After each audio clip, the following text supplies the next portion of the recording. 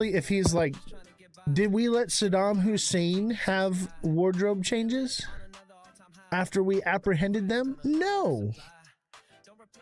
You know what I'm saying? Like, it's never has happened. Like, he just had a change of clothes ready. Like, it makes no sense to me. Never, ever. And the thing is we have a bunch of boomers, right, that are in charge of the media and the space and everything that's happening right now. And they don't quite understand the internet and editing and TV and like we do, like the younger generations and even the generation below me, like what is it, Gen Z and all that. Like they understand things that go over my head. And so it slips through the cracks. We've got boomers saying, oh yeah, that's good, let's do it. And they don't even realize like, oh shit, this one little thing. That's why the internet's such an amazing thing for information, is because people can take it and once it's up there, somebody can grab it and hold on to it. And so it never really disappears. Yeah, they can try to remove it, but it can always just pop back up, right? So I think they're making mistakes. I think they're getting noticed. I think they're figuring out that the emperor has no clothes.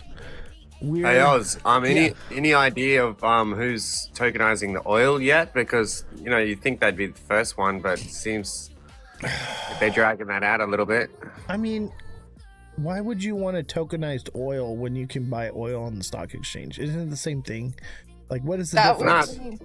24/7 trading. Yeah, but like, there's lots of benefits. I mean, yes. 24/7 trading. That's the only So Canton's benefit. taken on the copper. We've already had the gold on there for a couple of years, but I'm just wondering why they didn't have something like the oil, because that's what the currency revolves off, isn't it? Petroleum dollar. I think yes and no. I think right now it does revolve off the US dollar revolves off of petrol, right? At the same time, I think that's the shift we're seeing. Is I think the real thing is the rare earth minerals, because we're entering in a new dawn, in a new age, in a new era of tech, AI, robots, things like that, right? So with that being said, we need those rare earth minerals in order to make that happen, right? So honestly, I believe most things are going to be, I think there's a lot of technology that has been suppressed, right? In 2020, Donald Trump signed the Release of Suppressed Technologies bill, which is to release and implement all suppressed technology into society by 2025. So that was last year. Obviously, things get delayed, just like ISO got delayed a little bit. It's going to be delayed, but basically, they want to implement this stuff into these hidden, forbidden technologies into society. So there's obviously new tech that we've never even seen before that's being developed and implemented right now. Okay. And it takes rare earth minerals to do that. I don't think we really need the oil so much anymore. Obviously, yes. But that's just for the pushing and moving forward of everyday life and society, right? Obviously oil is not going anywhere. Maybe they have like a free energy technology something out there that they're just not ready to release yet, or they're building it, who knows, right? Because let's say they are going to go robotic for every job across the world and replace everything with AI and all that, right? They're going to need a way to power it. Okay, so if Bitcoin's like the energy currency and the US dollar is the petroleum currency, where are we going like in the future with that? Do you think they will take on more electrical energy than it depends oil-based? It depends on what technology they have, right? It depends on what comes out. By 2030, the world's going to be unrecognizable. Trade routes are going to be different. Borders are going to be different. Laws are going to be different. Everything's going to be different. Technologies is going to be different. There's no real way to know what's coming exactly, but we know that everything is shifting and resetting into a new everything, right? Everything is. But being reset. we can agree that Bitcoin is the energy currency. Absolutely, because it's proof of work, right? So it takes energy to produce it. And one thing that I say is like, let's look at money for a second. Let's deep dive into money just a little bit. What is the real currency in life? Is it gold? Is it paper money? What is actually valuable in this world? What is the most valuable thing? Anyone got an answer for me? Time. Yes. And what is a derivative of time? Labor. Right? Because you give up your time to produce labor, right? And that's what Bitcoin does, is it accomplishes a task. So it's doing a labor, right? It's doing calculations, right? That's the true value. We take our labor because we work for our money, right? We work and we get compensated in whatever it may be, wherever you live, right? So that is a medium that is a store of your time and your energy. Time and energy are the most valuable things. So that being said, hypothetically, you could say that Bitcoin has provided like a income for a certain amount of people, not everybody, but as an investment for a certain amount of people, it's provided an income. Well, yeah, because if you're mining it, you've invested into a computer that is using time and energy to produce income, right? So essentially, you've created a smart robot that does calculations to make money. It's working a job. We can agree, right? Definitely. So if time and energy is the true value, where does that leave Bitcoin? Now, obviously, if comes along another technology that can produce more energy in less time, it's going to be more valuable. But as of right now, this is what we got. Anyone want to speak on that? Anyone got an idea? Obviously, we're speculating. I gave Cosmic an invite to come up, but he declined. So maybe he's in the shower or something. Yeah, in terms of energy, if you're looking at energy and what's going on with Bitcoin and stuff, then I think AI is going to be taking a lot of that energy away. Yeah, and that's why I believe that they probably have a free energy source. You know, they've been speculating it for years. That's why I'm tempted to lean on the idea that the technology is there, it's been suppressed, and they're building it and are going to implement it soon.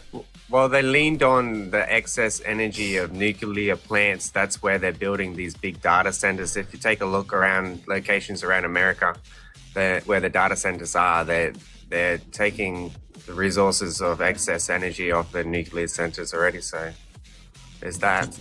Absolutely. Well, do you remember? Don't know if it was El Salvador, but they're using volcanoes. Yeah, for energy. Have you seen the wave one? They have these like arms with floats on them, and when the waves move, they move like this, and it turns. They're like a caterpillar thing. Yeah, I've seen them. Yeah, that's really cool. I like that idea. You know, there's a lot of energy I think that we lose out the exhaust pipe in a figure of speech, right? Not in an engine, you know, you have all this power that's you know, made by the engine, but you lose 20% of it in the transmission. You lose so much in the differential, and you lose so much in the pavement to the tires, right?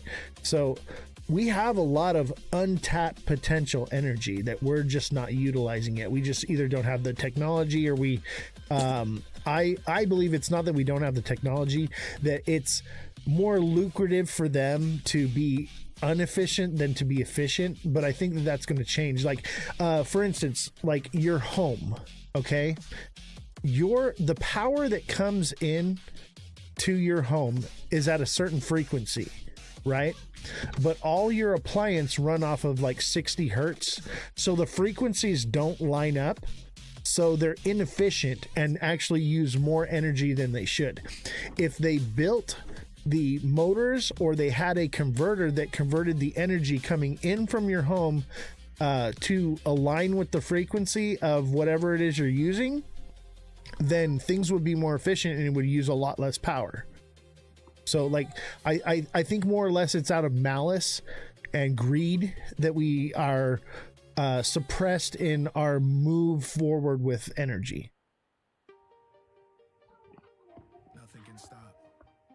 Well, that's always been the case. If something was free to create, yeah, then what are you gonna charge people for? There has to be something you charge for. Exactly, it's about money, and that boils down to Thomas Edison and Nikola Tesla, right? Oh yeah. Yeah, that's a whole nother rabbit hole.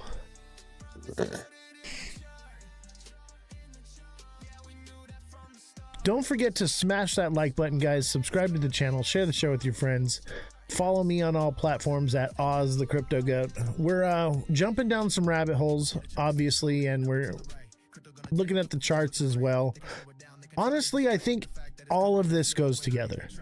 The rabbit hole stuff, the media stuff, the adoption of crypto, or the adoption of crypto, or digital assets, whatever you want to call it. You know, I think it's all working together, and it's all a giant shift, right?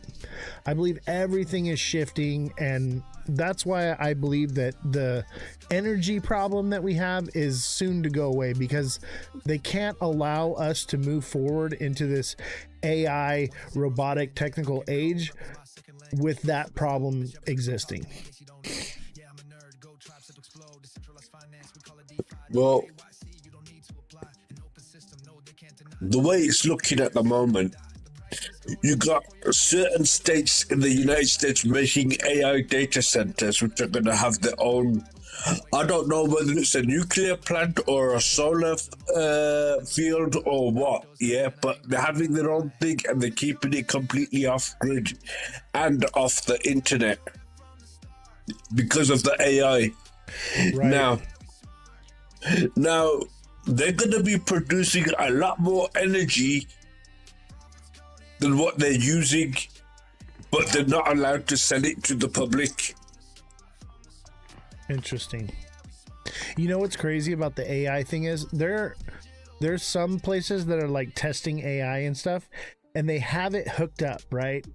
And all the cables for it and stuff, while they're like testing and letting it learn and do different things, it's literally a guillotine that is manually operated. It's not electronical or anything, it's mechanical.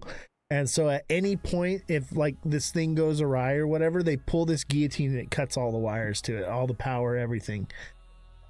It's crazy. Yeah, the dead man switch. Exactly. I'll tell you, this AI stuff is scary, man. Did you see like the AI they were building? The AI wanted to copy itself and upload itself to the internet, and basically it wasn't allowed to happen, so it started blackmailing. That was scary, bro. Yeah, it blackmailed the people, the scientists or whatever. Yep. That's so crazy. It blackmailed them on emails of all things. Yeah, like the dude was like seeing some dominatrix or something, and it did you see that? To his wife. Did you see that somebody, one of the investors from Caterpillar, that pulled out a couple of $1 trillion from investing? Really? Why is that? I didn't see that. Misuse of the machinery. Interesting. See, I have in my concerns Discord. Israel.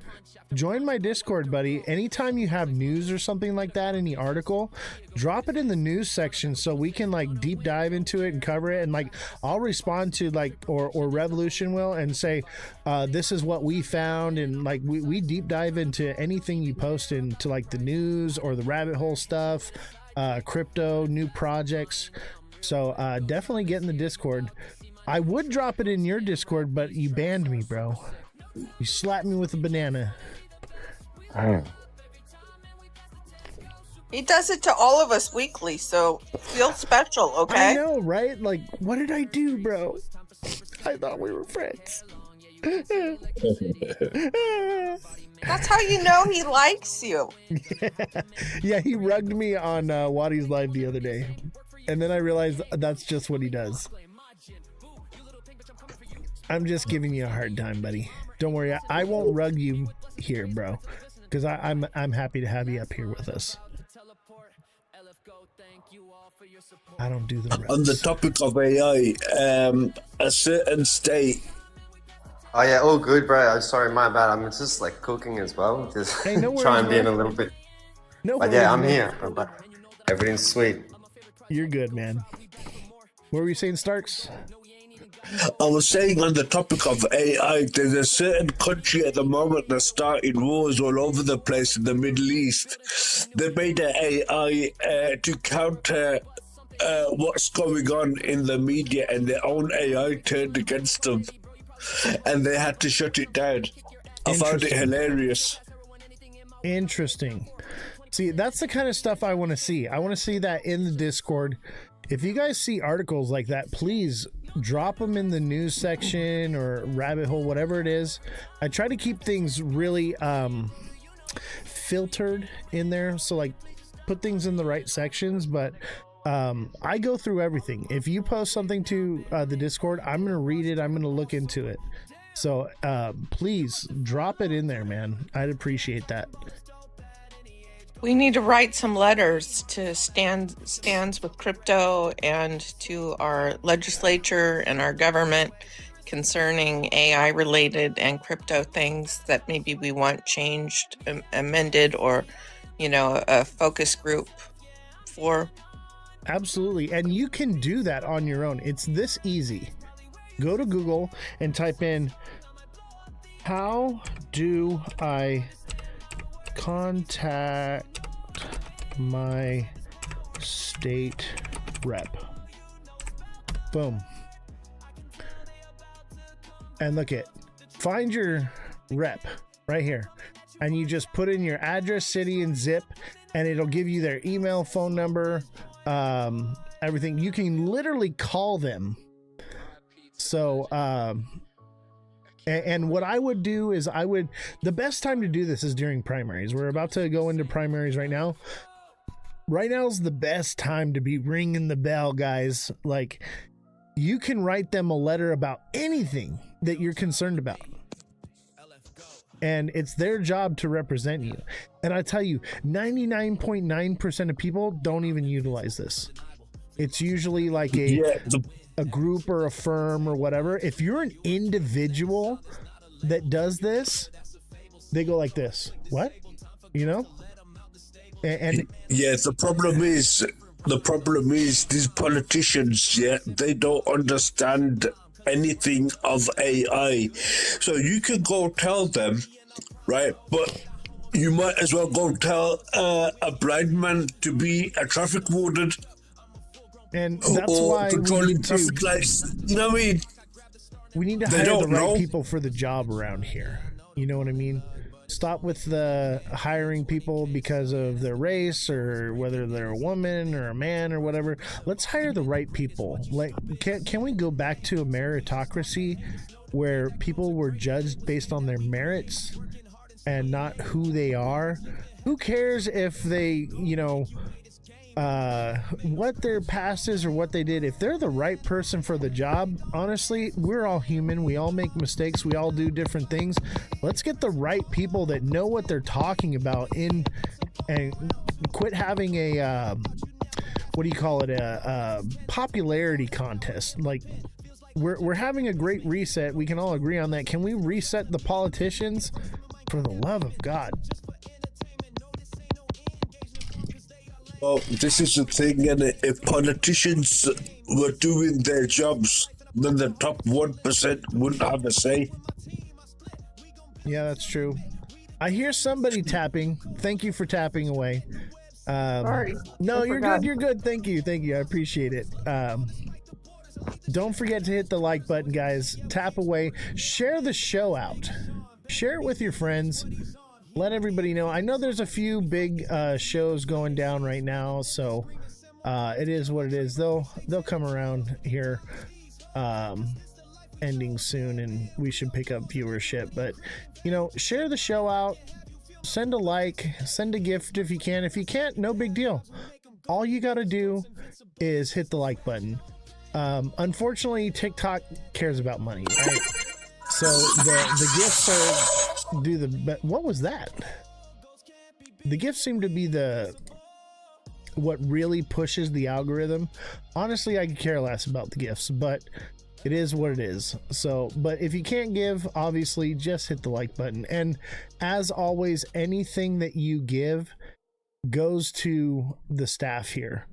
We still have the IT guy employed here, keeping everything running smoothly. Because honestly, I'll tell you what, guys, I know how to run audio and video equipment, but like the computer stuff and all of it, like it's more than I can manage.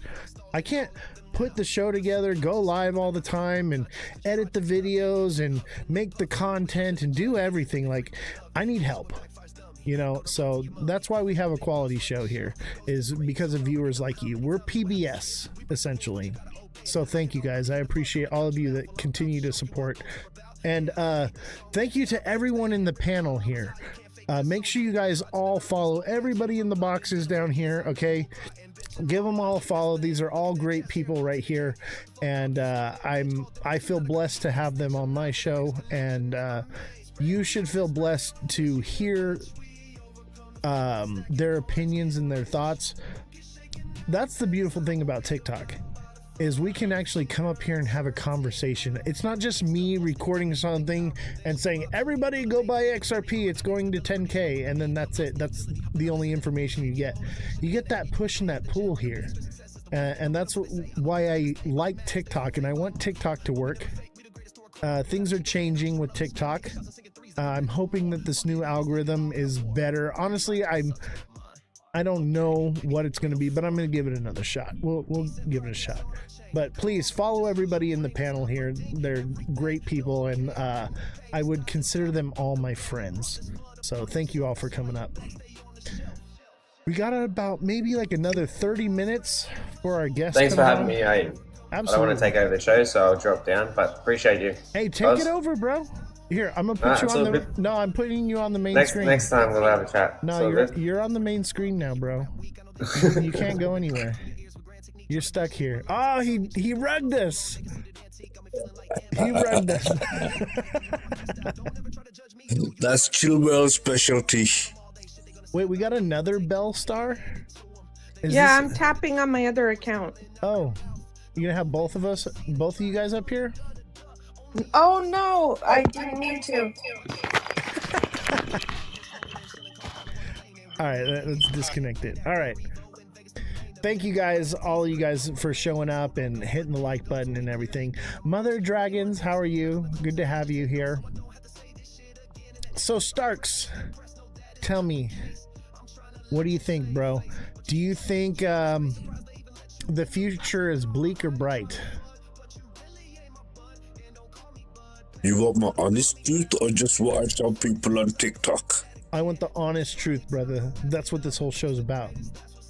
Right, well, I'm thinking we're gonna have about 5-6 years of bliss entering this digital currency just to get everyone used to it. And when the live free, be happy policy has run for about 5 years, I think they're really gonna start tightening the leash on everyone.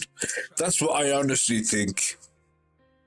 I agree. Right now, you're in the honeymoon phase at the moment where everything's gonna be new. It's gonna look good. The grass is gonna look green on the other side. But when you get there, you're gonna realize, hold on, I was better off over there.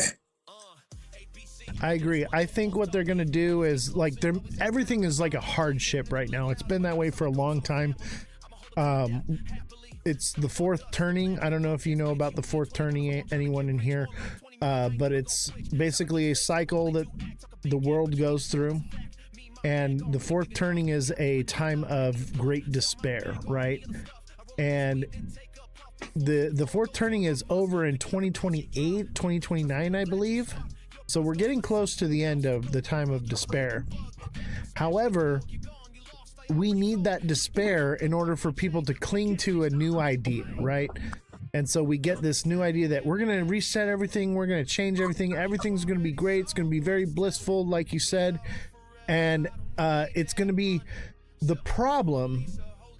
And they're going to have the solution, which it will be the new problem, right? And everyone will come running with open arms, embracing their demise for a short-term Band-Aid fix, right? And then long-term, we lose freedom, we lose free speech, we lose everything, and we enter a society of full control, dystopian, live in the pod, eat the bugs life. You know, I say that to people, yeah, and people like, nah, it's gonna be good. Everyone's gonna live free. Everyone's gonna be happy, right? I even hear people saying, oh, we're gonna have AI robots working for us. Well, if the companies are gonna have AI workers, why are they gonna employ one from you that's gonna break and need repairs that you gotta pay for when they can just run them directly from the company? Right. You know, it don't make sense. The only people that are going to benefit in this situation with AI is the institutions. Yeah, and I think the whole AI thing correlates with UBI and what was the other thing I was going to say?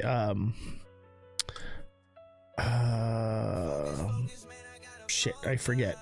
But basically what I see is for the future is that everything will, or digital currency, that was the other thing. So UBI, digital currency, and AI are all correlated, right? So basically AI creates a faster way to do things.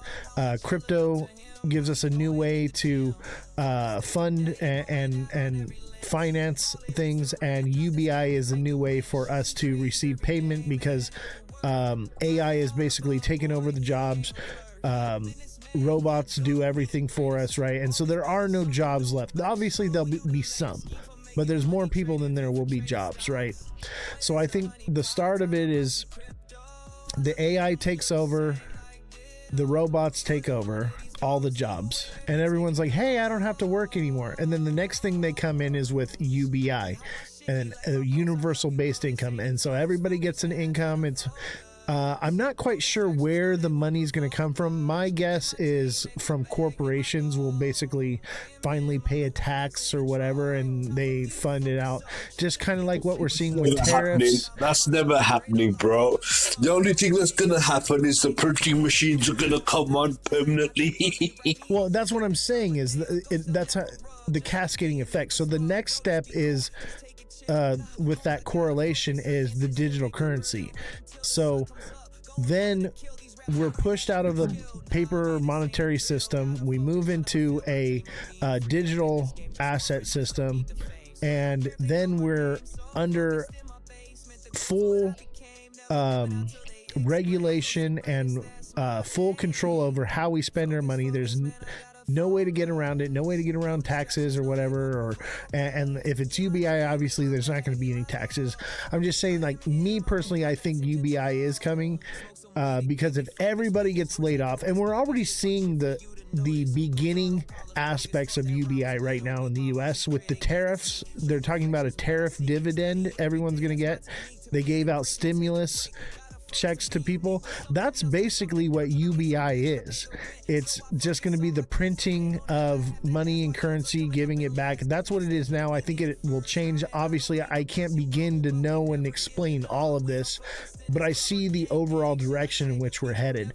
And then therein lies the digital currency, which is the full control. You gotta understand though, they're not gonna do that every year. They're gonna do it maybe for 5 years, and after that, no, we've transitioned now and we're not gonna do it no more. I mean, for the meantime, this is very long term. I'm thinking 20, 40, 80 years into the future, right? Is what I'm seeing. That's a more of a short-term goal. I'm very zoomed out with this vision for the future. I'm talking about our children's future would be live in the pod, eat the bugs. They'll say, hey, you can't, they'll have control of your money because it'll all be digital. There won't be paper money anymore. And it'll be, you know, you go to the store and say, hey, I want to buy some meat, and they say, hey, you spent too much, you've used too much meat credits, you can have cricket soup. You know, you'll live in the pod, you'll eat the bugs. You'll say, oh, I want to go on a trip to wherever, and they'll say, no, you can't go there because your carbon footprint is too high. You need to lower your carbon footprint, blah, blah, blah. And people will live in the pod and eat the bugs. That's what I see. Obviously, I don't know. I'm speculating, but it sure does seem like the dystopian future we're headed down. I'll tell you something. If I could, you know what? Yeah. I'm willing to put money on what you just says. I ain't even lying. Bro, you just we ain't gonna be alive in 80 years. To say to you, we ain't gonna be alive to see it. That's what I'm saying. But if I'm right, I'll tell you what. I will leave a silver dollar, a Liberty back on your tombstone if I'm still around. Can't we just have like spirulina and like zucchini? Do we really have to eat the crickets? I mean, yeah, because you got to have protein, right? Obviously beans or whatever, but crickets have, you know, more than just protein in them. We have to have a sustainable food for the future, right? Isn't that what guinea pigs and quail are for? What's that? Quail and guinea pigs. Snack Attack CEO says the guy's TA is a joke. Damn, I feel bad for you, brother. You know what I would tell you to do is you should probably buy this dip, man. Not financial advice, but I'd put it all in right now. I'd go all in, and then once we hit about 75K, sell it then. Buy the top, sell the bottom. That's what I would tell you to do. You're going to do really well that way. Not financial advice, ladies and gentlemen. That's what I would tell you to do. you know, Hurry up and buy, a guys. lot of different opinions. I have a lot of different opinions to a lot of the TikTokers here. But making comments like that is uncalled for. You could do it in a more constructive way. That's just terrible. Are you talking about me or them? Because I'm being hyperbolic, obviously. That person down there making that comment. You know what? I'm okay with it. CEO. We need the comments. We need the engagement. Part of what I do is rage bait. Obviously, this is real TA that is legitimate and is probable. But the rest of the community, most of the people out there, they don't want to push that narrative. They want everything to pump. The only content that gets pushed is pump content, not dump content. So at the same time, it does help the algorithm because the guy is in the chat. That's why I don't ban him anymore. I welcome it. You think I'm wrong? Come up here. Actually, Snack Attack CEO, I want you to come up here and tell me why I'm wrong. I would love to hear it because I'm not about hating people or discounting anyone's ideas. If you have something that I'm not seeing, I want to know because I want to make money too. So please, if you can TA better than me, I challenge you to show me what I'm doing wrong. You know, G-Rod anyone had a can good say day. that it's a joke, but tell me why. Yeah, I'd like to know as well now, to be honest. What was that? I'd like to know as well. Yeah, that's all I want to do is educate me if I'm wrong. Please say whatever you want, but have an argument to back it up. That's all I ask. Because if you don't, then obviously you're just, you know, rage baiting, but that's fine too. Go ahead, come on in and hit up the chat. I welcome it. G-Rod says, I love TA. I made 231% profit on it today. Dude, great job, man. G-Rod took my TA class. He was a hodler, and all he did was hold, and we were at the top, and he was like, what should I be buying? What should I be holding? And I taught him, I'm like, man, you need to be trading. And now he's making 231% trade profits. And instead of just losing his value, he's gaining value, whether it goes up or down. That's the beauty of this, is we make money So whether it's good. the market goes up or down. Yeah, it's good to have a strategy, you know, for the way out as well. Not just for when it goes up, you got to know when to sell. I mean, me, on the 21 bear market, I sold all my Bitcoin and I bought a bit of gold. And that's done quite well for me now. So it's a win-win-win in that respect if you know what you're doing. But a lot of people, they invest, they see the money go up, they think it's going to go higher, and it slowly comes down, and they're just hoping that it's going to go back up again. And we end up in this little cycle. Oh, it's come down $2,000. Oh, it's come down another $2,000. Oh, it's going to go up now, but then it comes down another $1,500. And before you know it, you're sitting at 65K thinking, what happened? Yeah. You know, it's sad that people just think that it can only go up, right? It comes down a little bit. They think, oh, it can only go up. I'm like, it really hasn't come down that much. It's up a lot. It's at 91K right now on Bitcoin. That's pretty dang high for a whole year of a bull run has gone by. That's pretty dang high, which is what leads me to believe like we're due for the correction. Obviously the hopium and social media has kept it up higher, and it's a little less more volatile than it was, but it is still volatile. At the same time, Bitcoin does follow gold, right?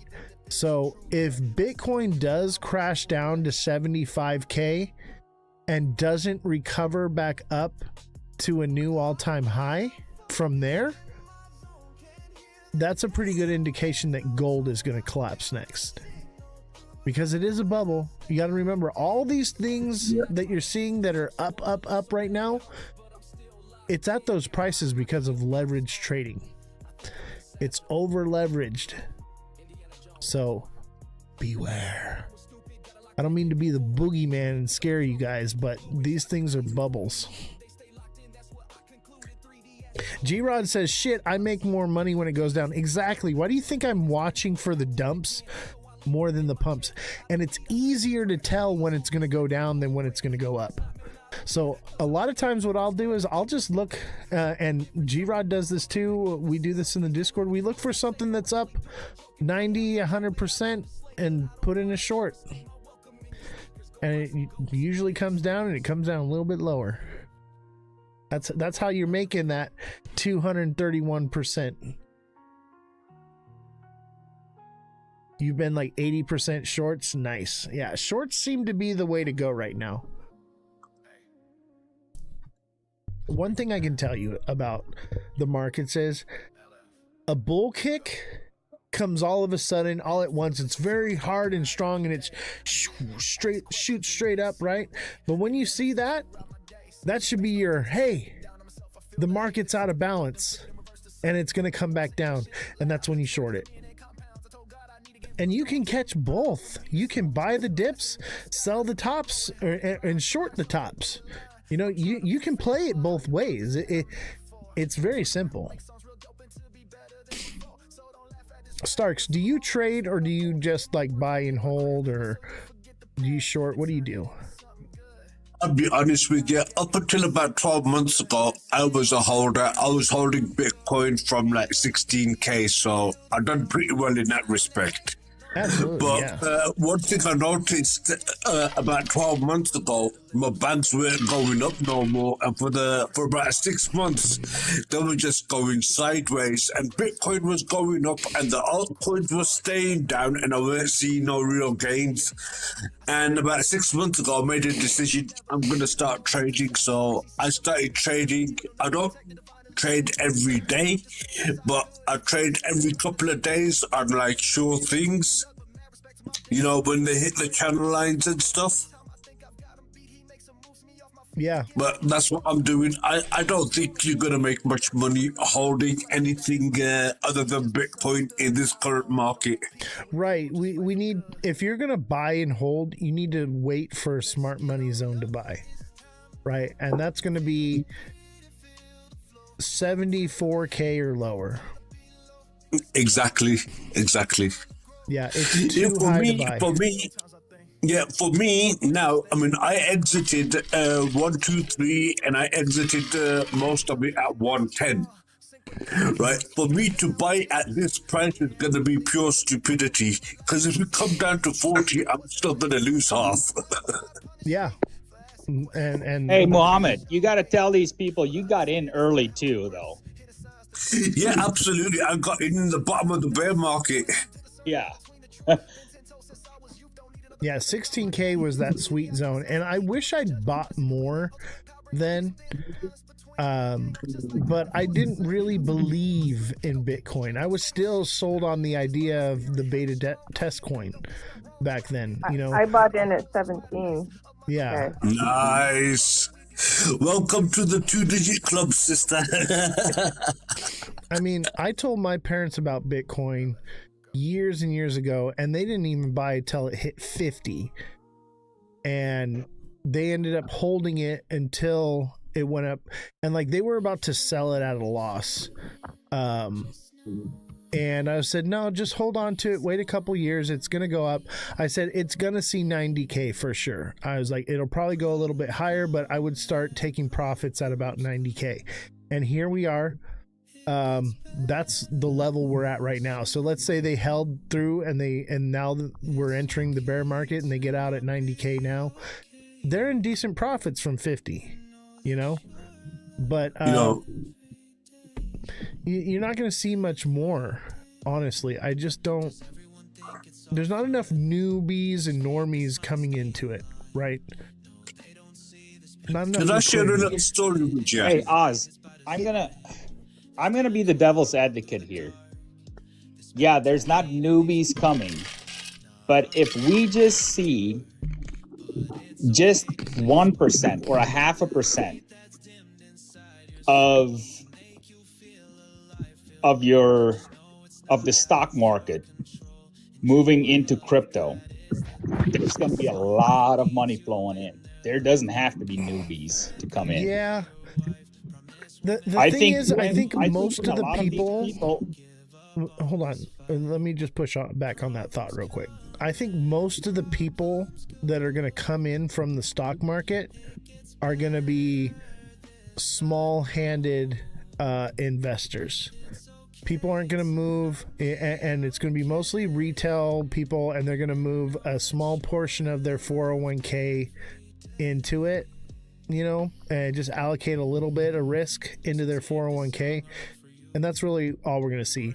Big whales are probably not going to move too much into it right away. I think what you're going to see is more whales come later, but they're going to know better off to wait for the bottom to buy. They're not going to buy right now. I think he was talking about tokenizing the stock market rather than whales. Yeah. I mean, Oh, I thought you were talking about like ETFs. No. No, he said about tokenizing the actual stock market. There's only one problem with that, my friend. If that does happen, right, where's all this digital currency going to come from? Right? It's going to be like buying OTC and then selling on the market. That's going to be a bit concerning. When they transition from the stock market to the digital market. Let's see here. I think we got our special guest here. What's up, buddy? How you doing? I'm gonna go ahead and rug all you guys, and you guys can come back up after the show. Nothing new. Keep rugging us, Oz. I'm gonna rug Just a G-Rod joke. last, Just though. a joke. Just a joke. I'm gonna rug you last, G-Rod. Rug me first. Nope, you're last. If you're not first, you're last. All right, thank you for coming up, buddy. I appreciate you. Yeah, not a problem. Yo, What's up, Oz? What is going on, man? Here, let's expand you up here. Everybody, go follow my boy, Prison to Blockchain, right here. You got a camera on today, or are we just doing the? There he I got is. you. How you doing, Oz? Good, man. Good to see you. Thank you for coming on today. Nah, thank you for having me. I'm flattered for real. Honestly. Thank you. So, first of all, who are you? What do you do? Tell us a little bit about yourself. Well, my name's Zoe. You know, I'm from West Virginia. I'm an HVAC technician, and I'm now investing in cryptocurrency. You know, I'm not really a technical guy. I'm just a street hustler from the street since I was 13, 14 years old, and been in and out of prison 90% of my life. And I was looking for a change, and cryptocurrency fell in my lap. So one of the reasons I had you come on here is because your name, Prison to Blockchain. So you said you spent 90% of your life in and out of prison. Do you mind talking about that a little bit more, or is that like a subject you don't want to touch on? Nah, I'm not ashamed of it because people need to understand what happened, because we make mistakes. It ain't where you're being, it's where you're going. Absolutely. So I started selling smugs in 1996. I was around 13. I ain't dropped out of school to around 9th grade. But full throttle on the streets since then, at early 90s, and ended up going to juvie from 17 to 18. Got out at 18. Then at 22, I got caught with a key of cocaine and ended up doing time for that. Got out at 28, went back at 32. And now I'm 42, and here I am. Dang, you did that long for drugs? Yeah. That's crazy. Because of sales or something like that? No, my last one, I got 9 years over 2 ounces. 9 years. That's crazy, bro. I did 7.5 off of that 9. That's a lot. Hey, did you sign a deal? You got hit with that? Like what happened? Nah, somebody wore a wire on me the first time. That time got the 9 years. They got you snitching. Dang. Mm-hmm. And so was that a federal case or a state? Yeah, my last one was a federal case. That's why you did so much time. Damn. Yeah, my first one was a state case, but they pulled me over on a freeway coming from Columbus, Ohio to West Virginia, Damn. Nah. Cross state lines, federal offense. I didn't cross the state line yet, but they got me right before. That's why I did the 6 years for that the thing of coke, the brick. Let me say that. I ain't gonna say the C word. Yeah. For the rocks. Yeah. For the drywall. Yeah. My yeah. boy There you was go. slinging there you go. drywall. Hey, you know what? Everybody's got a pass. I'll tell you what. Throughout my life, if you don't mind me telling a little bit of my story, because I told you we have more in common than you think, and this is a story that I've been wanting to tell everyone for a while. That I've been kind of waiting for the right time before I actually did it, and I felt like it was best to do it here with you, because look at you, what you've done with your life, where you came from, and here you are. You're on TikTok. You're doing something positive with your life. You're educating people in digital assets and I see some of your lives. It's not even all crypto. Like, you guys are just talking about life and being positive with life, and like I saw that and I was like, man, like this guy needs a platform. What you're doing is the right thing, and you're not out here trying to shill coins or nothing like that. Like, you're looking for knowledge and education, and you're trying to spread what you have as far as knowledge and education with the class. And I absolutely respect that, bro. So like, you got my stamp of approval. Everybody follow my boy right here. Appreciate you. Absolutely, man. But one thing I want to tell you is, so like I said, we had something in common. I actually, the difference with me is I was innocent, right? I obviously, I guess you're admitting to it. You did something. You had a wire or whatever, but the system comes down on people. Yes, it does. And it seems like, nowadays, it's even easier for someone to catch a charge, have their life thrown away, lock you up. I was looking at 14 years. And I did about a year in county. I didn't actually get to prison. I got a suspended prison sentence. Yeah. So I'm currently serving 4 years in prison, out of prison right now. Yeah. But what happened to me so I carried a firearm legally for the last 10 years, and I had a license to do so and everything. And I came home from work. I was working in LA, came home. I was gone for like 10 days at work. I come home and a bunch of people had broken into my house and were robbing me. I had my previous podcast at the time. Yeah. And I called the police or whatever, and I get out of my truck and I'm like, hey, like, what are you guys doing in my house and whatever and whatnot, right? And they like basically surrounded me and were like getting very aggressive. One guy like took his shirt off and he's like, gonna fight me or whatever. And I basically, all I did was I said, hey, back up, I got a firearm. They ran into my house, and the cops showed up. And they called the cops on me after I'd already called the cops. They said that I pulled a gun out on them and pointed it at them, which I should have had the right to do. It's my own damn house. Yeah. Right? And because I live in California, bro, they arrested me. They claimed squatters' rights on my house and were able to legally rob me. They took away my home, everything I had in it, and my freedom. Bro, that's some BS right there. Yeah. And I was staring down the barrel of 14 years, bro. And they didn't want to cut a deal. They didn't want to do anything. They were like, we got you. Because, they showed up. They found my gun in the car. I told them where it was. I'm like, yeah, it's in the glove box. It's right there, whatever, And they're like, all right, we got him. He's got a gun or whatever. And like, I wasn't even doing nothing, bro. And so like, but hey, despite everything that happened, and when I was locked up, everybody was like, hey, don't take that suspended sentence. Don't take it. They're going to get you on a violation. You're going to end up doing those 4 years. So I actually made it through my probation and served my probation. And so now I don't have to do those 4 years. Now, I'm not sure if I do get in trouble within that 4 years. I think I can still go back, but I ain't gonna do anything. So like, obviously, right? So, but like, dude, they tried to violate me several times, man. So like, I had my firearms in my name or whatever. I had to transfer them out of my name and stuff because I had an arsenal, bro.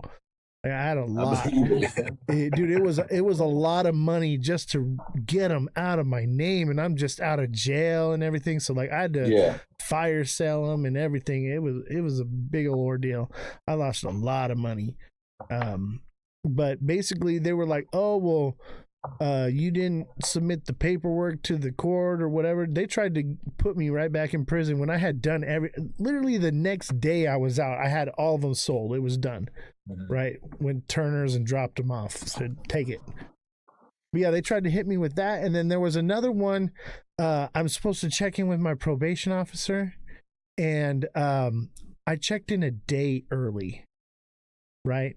Because I had to work, and they tried to violate me for not checking in on time because I didn't check in on the day. I checked in a day early. I'm like, are you fucking serious, bro? Like, they wanted me to go back to prison. Everyone was right. Like, dude, I came so close. There were many times where I was like, I had to go back into court, and I was, any given moment, I could have gone right back in and I would have been shipped right off, man. But like, See, one thing about the can I say to tell you this? Why they doing it to you?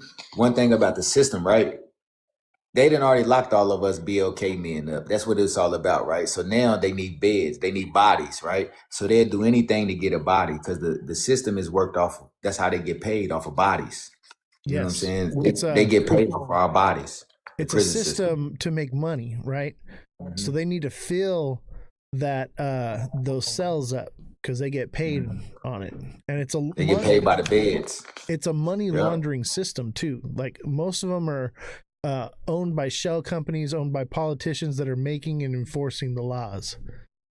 Yeah, it's really bad, man. But one of the reasons I brought you on here to talk, I know we're going to talk some crypto too, but this is one thing that I wanted to use my platform for, is to educate people about the injustices that are happening in the criminal justice system right now. And I'm sure, because if you were locked up, then you know what I'm talking about. I was locked up during COVID, right? Me too. Yeah. Hey, did they give you the COVID meals? Did you go through that? Did I? Yeah, so they had the cow house shut down. We was eating bologna sandwiches. Bologna. We were getting boxed lunches. 3 hot meals, man, and they were giving you bologna sandwiches it was not food. We were starving to death in there. And then starving. Did your section ever get shut down because somebody tested positive? Listen, it was a prison full of 1,500 individuals, right? I'm in a federal prison in Mississippi, Yazoo, Mississippi.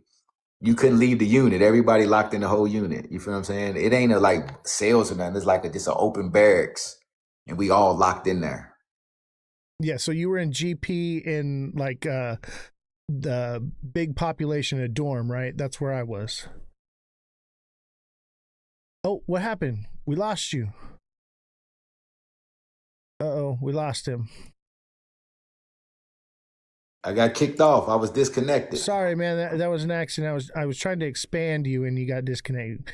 Go ahead. So you were in a dorm. Go ahead. You were in a dorm. I was in a dorm. It was like 75 people in my dorm, and then in the wing that I was at had 5 different blocks of like 75 people in them, and that was just like we had 150 in that motherfucker. Yeah. 150, and you ain't going nowhere. And then like I used to pass the trays out, Oz. I ain't gonna lie to you. Let me get an extra. Let me get an extra. No, you can't get an extra. We gotta make sure everybody eat. But it was crazy though. I'm gonna tell you a story like what really changed my life.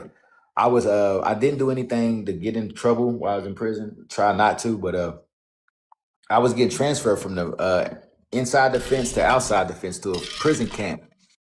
Right, and it was during COVID, and they had me go through quarantine. Them some bitches forgot about me in quarantine and left me in there for like 3.5 months in a cell by myself.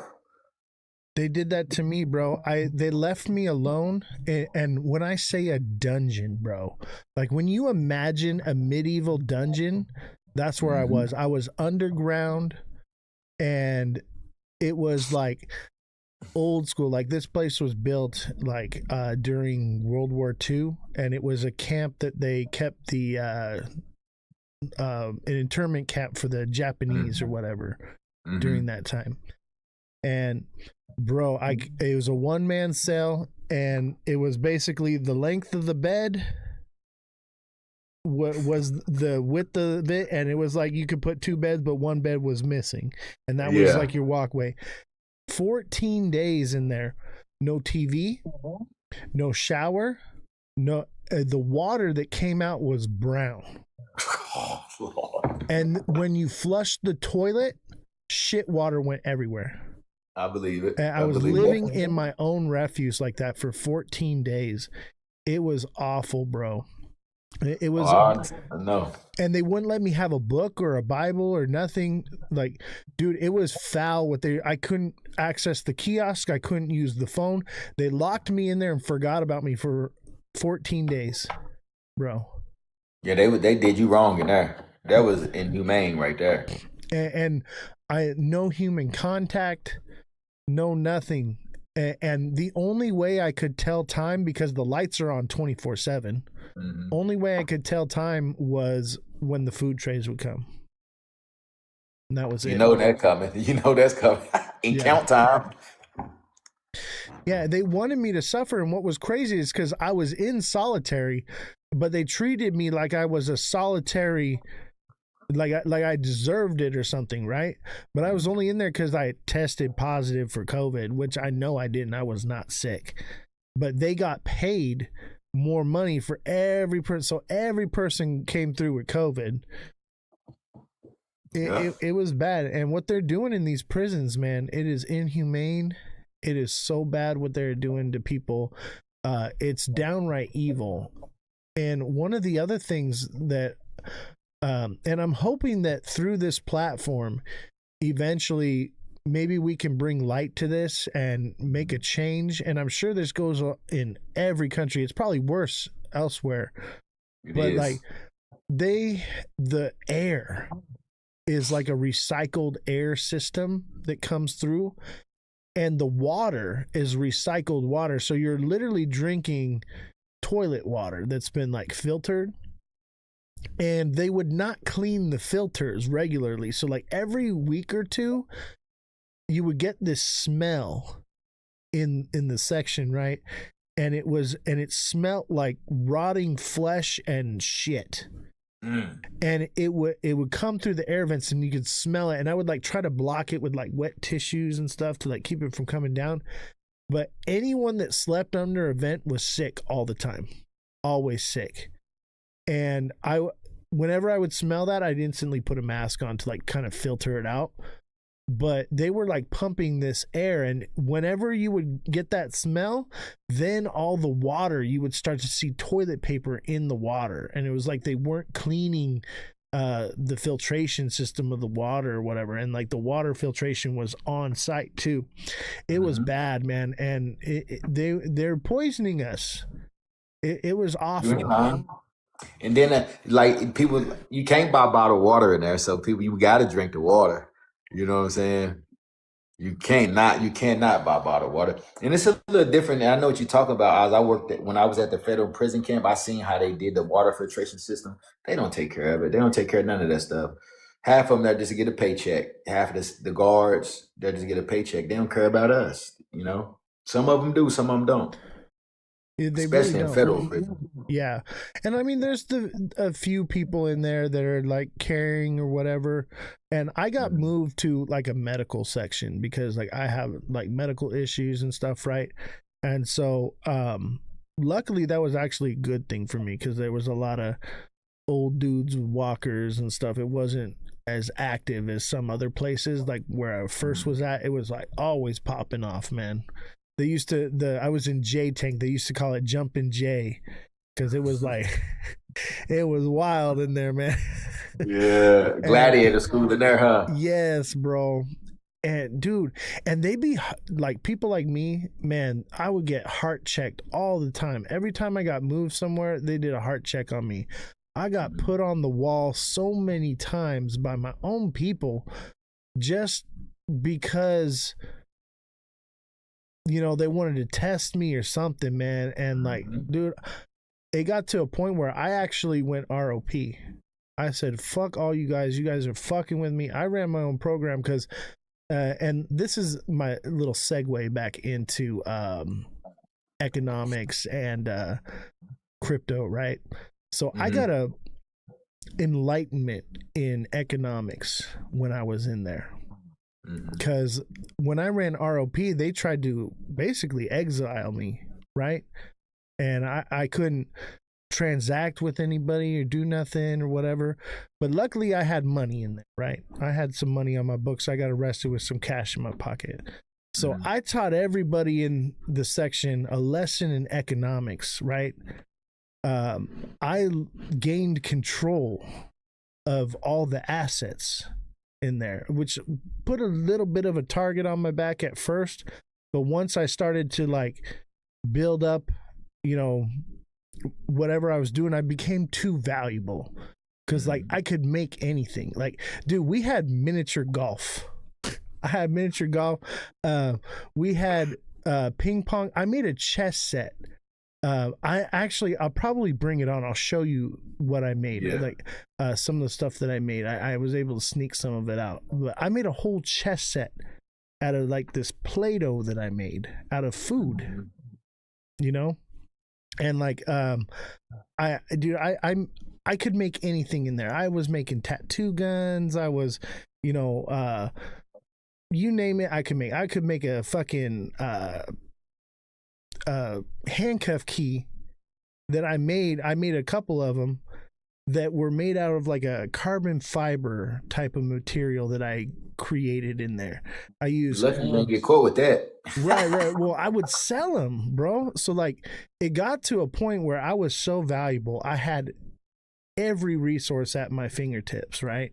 And I was balling in there. Like once I went ROP, like nobody could take, you know, tax my stuff anymore. And like I was too powerful because like, you know, I kept everything running, right? Anything they needed, I had it, you know, and I would go around and so like I like to drink at the time because I was bored, right?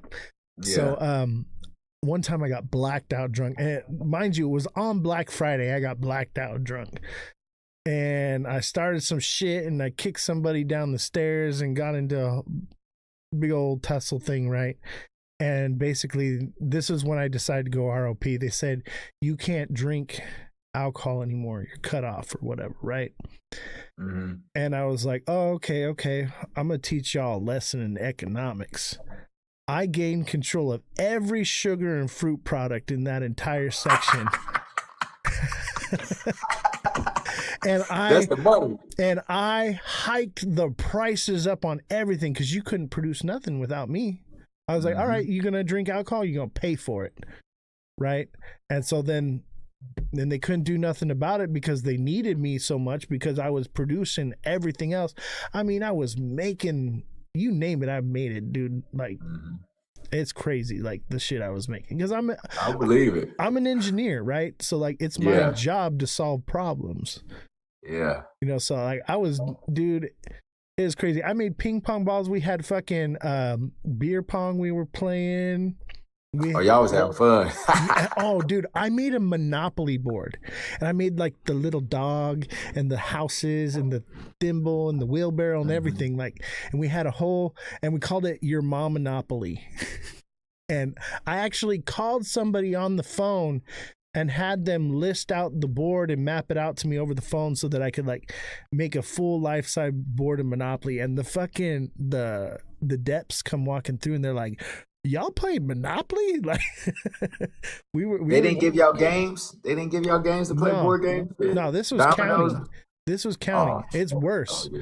Yeah, it's worse in county than it is in prison. Like you actually you're there to live there, right? So like you get a little bit more luxuries and stuff. We didn't have none of that. So like it was like all the luxuries that you would have in prison, but in county, like in my section. That's why they wanted me, bro.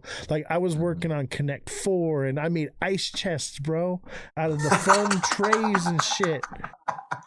Yeah, I'd have loved to have you in my pod. Oh, bro, literally people would come to me. I'd be like, think of anything you want and I'll make it happen for you.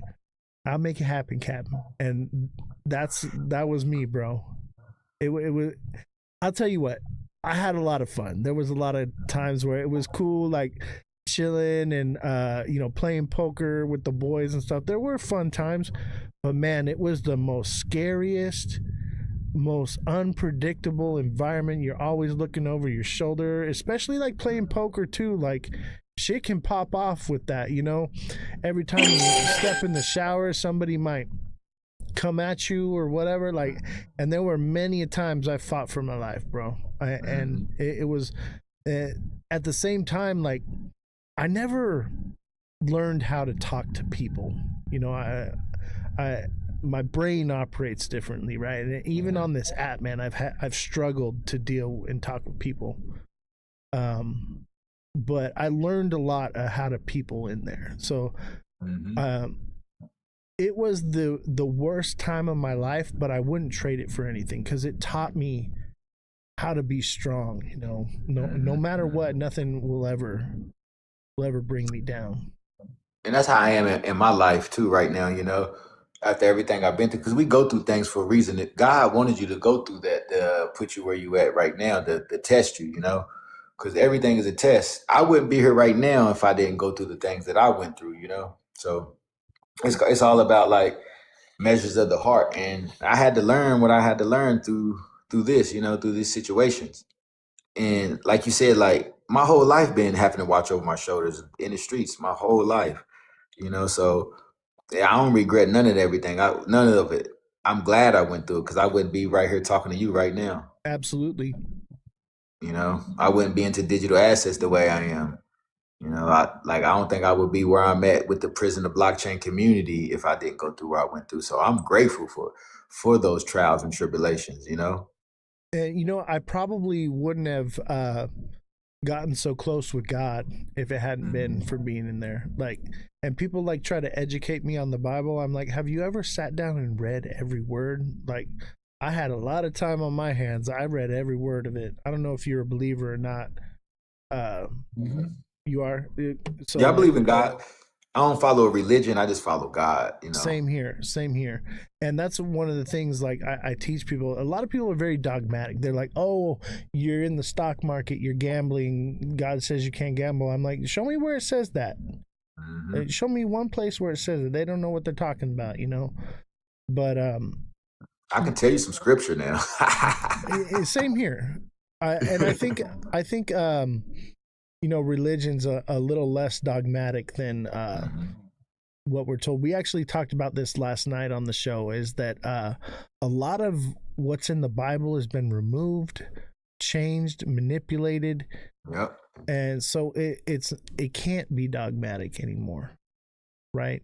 You just got to know what's right and wrong, and listen to your maker. He'll tell you what to do, you know? And you know, and for the individual, what he's talking about is your discernment. You know what I'm saying? Your spirit, the inside of you. Because in Luke 17:20, right, it says the observation of God is not coming back the way you think. But then in Luke 17:21, the next verse, he says the observation of God is within inside of you. So we all have God within inside of us. You're the generator of your life, you're the operator of your life, and you're the destroyer of your life. You know what I'm saying? So we make these decisions, and that's what Oz was just breaking down, you know? Absolutely, man. So tell me more about your situation, and so you do. Obviously, we talked about where we come from and what we've been through. Where are we at now? You know, now I'm an HVAC technician, you know, for one of the biggest companies in West Virginia, well, in Southern West Virginia. I'm an HVAC tech. I started in Tennessee. Then I moved back to West Virginia because did you take the prison program to learn that? I did, and on my first prison stint I did, but when I got out, I ain't go back. I went back to the streets. Yeah, I was 28. I said, man, I went in at 22 because the age you go in is the age you are when you come out mentally. You know, you might have grown, but you got to think your life has stopped. It's like Groundhog Day. If you're doing the same thing over and over for years, your mind hasn't grown through life experiences. Absolutely, man. So, like, tell me, like, when did you learn about digital assets and what got you into it? What got you excited about it? Tell me more about that, man. All right. I took economics in prison too. Let me tell you that. Macro, micro, took accounting, took all of that. All right. So 2023, around March of 2023, I had downloaded TikTok, got on here, start scrolling through. And then somebody was like, ISO 222, they switching from Swift to the ISO messaging system, go buy those digital assets, that's those cryptos that's ISO compliant. And I went and looked it up because I'm inquisitive. So I went and looked that up. What is ISO 222? Start researching. And I bought Quant, XRP, XLM, HBAR, Algorand. And that's what started me. And here I am now. Awesome, man. So let's talk about that ISO 222. Tell me, what is it? What is it? It's a global messaging system for the banks, for all financial institutions to speak the same language, so we can move money cohesively. Because the money has a lot of friction right now. The money moves slow throughout the world. So if you move money wires, like say we move a wire, this for the people in the back, guys. I know you know. So if you move a wire across seas, this takes 7 to 10 days. People in power want their money to move instantaneously. Absolutely. They also want it to move securely as well, right? Yeah. So like, let's talk about that for a second. So let's say, and I'll kind of segue back into the ISO thing. But let's say you're an institution, right? And you want to move some money. You got $10 billion you got to move, right? Now, if in the real world, if I want to move that money, I put it in an armored truck and I put it on the road and it moves down the road and it's safe and secure in that truck.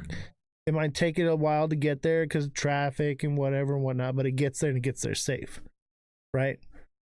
Whereas, would you rather trust the armored truck or the crackhead with a bicycle that can get it there faster? The crackhead with the bicycle. No, come on, bro. You trust the crackhead with the $10 million? You be Dave Chappelle with the largest rock in the world, bro. I had to say that. I had to make you laugh, man. Hey, I like to have fun, man. We got to have fun in life, man. We only get one opportunity at it. But now that he right though, the armored truck. Yeah, and I think that's why the next narrative will be privacy and security, right? Because we have to be private on what's moving where and where it's going, and it needs to be secure. If institutional money is going to be going through the blockchain, right? So let me ask you, what do you think delivers that privacy and security in the blockchain? Metallicus ecosystem. Who? Metallicus. Tell me more. Metallicus is the only compliant ecosystem out there. Bank Secrecy Act, anti-money laundering. You know, it's built for the institutions, built for compliance first. And it's fast, right? 0.5 seconds, a half a second finality. And what? No gas fees, too. Tell me more. Why it's secure? I like no gas fees. You got me. You got my ears going up like this because I've heard of Metallicus, but I haven't really deep dive into it. So please educate me a little more. See, Marshall Hayner said it. See, Marshall Hayner is the co-author of the KYC and the co-author of the Genius Act. He's part of this whole system. He's just one of the brainchilds, like Jed McCaleb. I know XLM too. I love XLM too. So me I too. just like, you know, I'm a big XLM guy. That was my first ecosystem that I learned. But Metallica is like, they didn't set the link. You know how it's a lot of bridging going on with all of the hacks going on in the bridges. Yeah. Like when we moving money, it's like, that's what David Schwartz, he said, the hacks with the bridges, right? So Metallicas have created something called the Metal blockchain, and they got something called the Interbridge, the intra blockchain. So it's going to stop all of the hacking. So it's created a sandbox for each of these digital assets to come into, to operate into their own sandbox. And you could, in case you have to hack the whole blockchain to get in. You get what I'm saying? Interesting. I like it. I'm not too technical. I just understand. I love how to make money, and I understand. You know, I'm not a technical guy. I ain't got none but a 9th grade education, but I know money when I see money. Hey, you know more about it than I do, so I can't. you don't worry, you're good, bro. Now that's why I asked you last night. You remember I asked you, do you think Bitcoin going to proof of work or the proof of stake? And yes, it's going to proof of stake. Everything is if you do your research on the Metallica's ecosystem, it's already ISO compliant. It's already working with FedNow, U.S. Faster Payments Council. They done onboarded over 13 credit unions right now, and 20 more is waiting in line. That you know what? I'm gonna have to look into that one because now I'm like turned on to it. I like it. I thought you were gonna tell me XRP, man. Nah, I'm not the XRP popped my cherry, you know, but XPR network is faster than XRP. It does 4,500 transactions per second. But is it safer? It's way safer. Right. I think there's a lot of technology out there as far as XRP goes that's faster and safer. Mhm. And I feel like XRP is a bit of a dead technology. And as time goes by, a lot of these projects are going to fall to the wayside. Mhm. You know, obviously the narrative through social media is really pushing the XRP thing, bro. That's why I push Metallicus. Yeah, I think with XRP, it's going to have its place in something, right? Mhm. It's going to do something. It's But the ledger. It's the ledger. Think about it. XRP ledger. It's the accounting ledger, digital accounting ledger. That's how I look at it. I'm just using common sense, right? That's how I see it.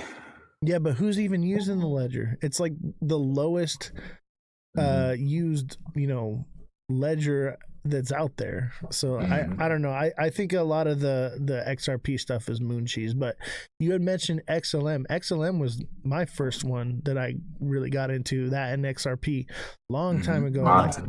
And I like XLM better because, it's a public traded company and they don't own all the supply, and I see it as more of like daily money, right? Like an actual like stuff that retail is going to use to transact. Maybe not institutional, but retail definitely. Like XLM's going somewhere.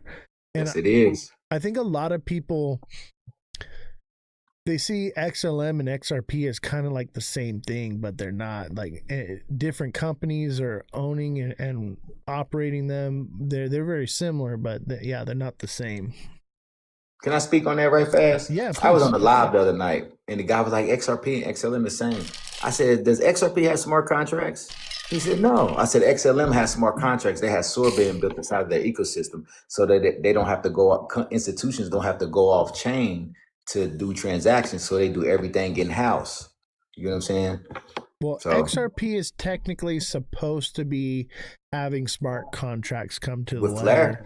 Yeah, so that it's speculative though. There's no real concrete anything about it yet. You got to wrap the XRP for it to have it as a smart contract. Where XLM already got the Rust solidity built inside of the ecosystem. Yeah. Another this is a little off topic from all this, but I have a theory. Okay. That native tokens are obsolete altogether. I mean, though there will be some that have like some use case in the background, but won't really produce much value. I believe that stable coins is the future of everything. And they say no CBDCs, and like that's how the Clarity Act's written, that's how the executive order is written. But stable coins is CBDC without the label. Yep, that's all it is. Yeah, and it seems like that's the direction everything's headed, right? It seems like we are moving towards a CBDC type society. And think about like everyday, transactions and stuff. Let's say, we move to a digital world and currency where they're like, all right, we're going to give you, you worked all week, we're going to give you your paycheck and you're getting paid in whatever token, right? If the value fluctuates and you get paid, you might have to wait before you can spend your money. You might have to, or you might have to spend it all right away because it's going to go down. Like, you know what I mean? It doesn't really make sense in real world application, but stablecoins does. And with it earning APY, now obviously they're trying to take away the APY. And that's why we want the Clarity Act, but we need to amend it a little bit more. We'll talk a little bit more about that later. But, stablecoin seems to be like, if we're really looking at adoption and the move towards using this as the way we operate as a society, it seems like stablecoins is the more likely option. And a lot of stablecoins don't need native tokens to operate. What do you think, bro? You got a point there. I know one thing, like with a lot of stable coins, think about this though, Oz. There's going to be a lot of friction with different stable coins, right? because this bank having this stable coin, this bank having that stable coin, right? So that's what Metallic has created, something called the XMD stablecoin. You can mint the XMD with USDC, with Tether, with PayPal, with RLUSD. You can, and it's 1 for 1, and don't But never lose its is value. there a transaction fee in doing that though? Nope. See, that's a good thing, because I really feel like if that's the case, and like we got Amazon coin and Walmart coin and all these different coins, because they're all those two coins I just named exist. They're making them happen right now. So if we don't get a hold on that, then what we're going to see is the new overdraft fee or transaction fee is going to end up becoming transaction fees from stablecoin to stablecoin. And then that's wherein lies the native token, maybe somewhere in facilitating that. But with Metallicus, you telling me that it don't do that now, dude, you're turning me on to it. Now I gotta look into this thing. Now I gotta look into it. But hey, all my warriors out there, my little minions that research everything, we gotta look into this Metallicus thing, because if what you're saying is true, go look into it. You'll be back. Yeah. Echo came over. Echo, Mims, like they all coming because they see the compliance. They see what is built. You can go look up the Metal L2 stack, the EVM stack. All of that's, everything is the banking layer, right? All of that's coming over there. Everything coming over there. Interesting. I like it, bro. I like it. See, the A chain, right? The Metal blockchain A chain is built on top of the Avalanche protocol, but they basically enhance the Avalanche Snow protocol. So once you get inside of these sandboxes, you can do up to 100,000 TPSs per second. That's awesome, man. Yeah, we're gonna look into that more, because like anybody can just say stuff, right? But like me, like I'm based on hard facts, right? So I'm gonna look into this thing. We're gonna find it, and obviously I don't shill coins, right? There's been a few I've been like, hey, I like this project, I think it's cool, I'll do some TA on it or whatever, but I'm not really a coin shiller. That's not what I do. But me neither. If there's a good project out there, like you're saying, that's what we're all here for, right? We're all speculating on what is the next money, right? What is it going to be? Go look it up. Go do your research and get with me tomorrow. Yeah. We'll do this again for sure. I 100%, bro. Like, hey, and also with XLM, right? I still buy XLM. I still buy Stronghold. You know, they're partnered with Security, right? And then ZK Verify is now partnered with Security and coming to the Stellar Network for the privacy, because that is the new stock market, the Stellar Network. Interesting. You got a Lobster wallet? No, most of what I do is Cardano stuff, right? Because like I've been all about Cardano, because like I said earlier, like I believe the next narrative and everything is like privacy and security. So Cardano has Midnight, Glacier Network, right? And Cardano was the only blockchain that's never been hacked. That changed like a week ago. So they got hacked for the first time. And then Cardano was created to operate with Bitcoin. So it's supposedly you're going to be able to hold custody of your Bitcoin on Cardano and stake it there. But it seems like that narrative's starting to shift. So now I'm like, okay, like what is it going to be? Because like, you know, we keep getting like these little bits, right? And we're speculating on it, trying to figure out what it's going to be. And it's always something new and something whatever coming out. So yeah, I'm looking for the next thing right now. So maybe you found it. Not me. I thank DeFi King for finding it. He helped me find it. DeFi King, CCS. I'm gonna show you something. CCS is good. Yeah, I like him. Yeah, CCS. That's where I learned the most of it from.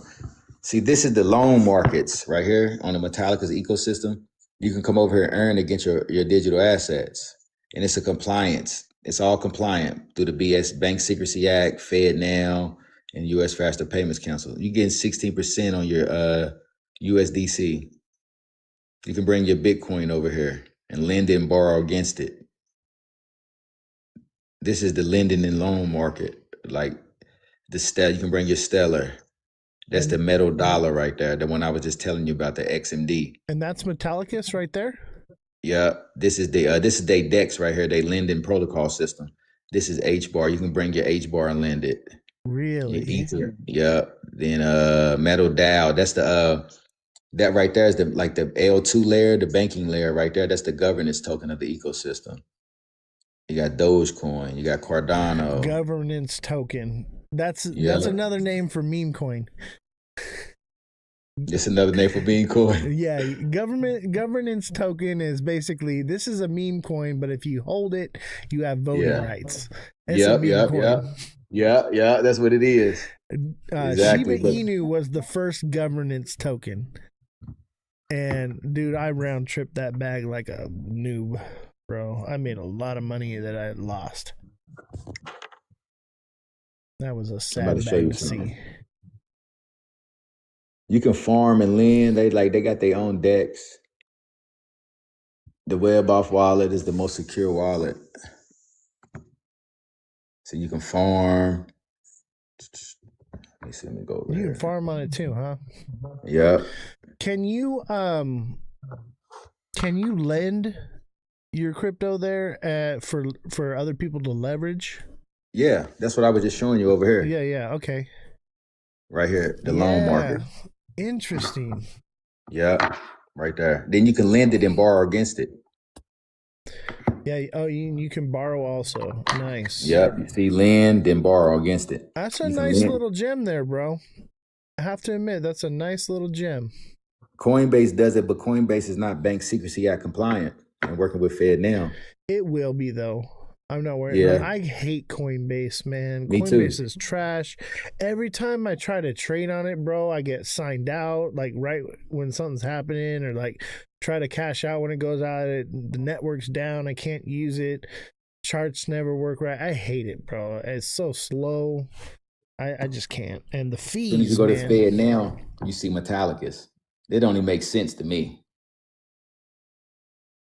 That's on FedNow. FedNow web. Yep. And FedNow is the new federal digital currency that they're doing, where they're going to make payments through IRS and everything else. Interesting. Bro, this is the one, man. If that's the case, everything you're telling me is true, but the fact that it's on the FedNow. Now, is FedNow using anything else? Or is it just Stronghold Stronghold. working with FedNow? Yep. Yeah, anything that's connected with FedNow is more than likely going to be adopted in some way. Mm-hmm. It seems like they're probably going to have, multiple projects and then maybe go with one later on. Because, government payouts, for like disability and stuff, it used to go through Bank of America. Now it's through some other thing now. So obviously they switch and transition, but I think you got a gem right there, bro. I really do.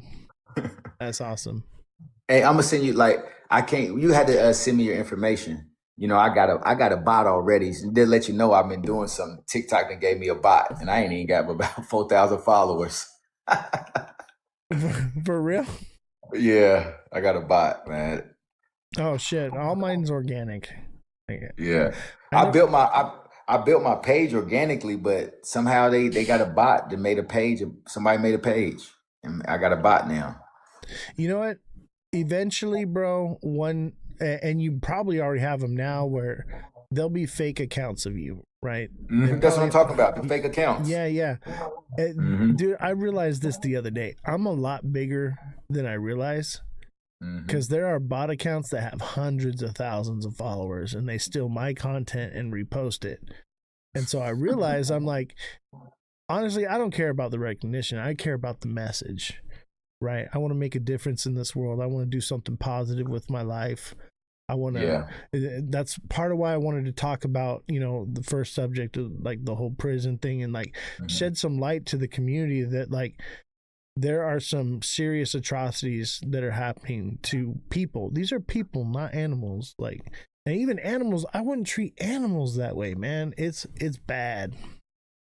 You got to think, for 4 ounces I got on my last case, I got 9 years for 4 ounces. That's crazy, man. I'm For sorry. real. And it's not like you tried to hurt anybody. Like my charges, I get it. Obviously, Yeah. any other state, if I hadn't been in California, I wouldn't have got charged. I was on And my not here, own. because we got open carry. You ain't got to have gun license in West Virginia or Right. Tennessee. In California, guy with gun equals bad guy. Mm-hmm. You know, that's the problem is out here. But honestly, I feel like God put me through that situation and then put me where I'm at today so that I could eventually shed light on what's going on and make a difference. You know, I think everything happens for a reason. And I think that's why, you know, I don't know your whole situation, but we all go through things. God puts us through the fire to refine us. Like silver. It's just like making a sword. What they do when they make a sword? Right. They hammer it and they reheat it and they hammer it and they reheat it until finally it's a fucking katana that can cut through anything. You know what I'm saying? So yeah, I feel it. And dude, I'm glad to see you out and free, man, and with us. And I want you to know, like, you got my backing and support. I'm here for you, bro. Anything you need. Guys, make sure you follow my brother right here, Prison to Blockchain. Thank you, Mr. Page. Send him some gifts, whatever. Appreciate it. I don't care if you send the gifts to him. You know what I'm saying? Because, like, as long as the gifts are coming in, the algorithm's going, like, I'm happy. Like, that's all that matters. So give to my guy.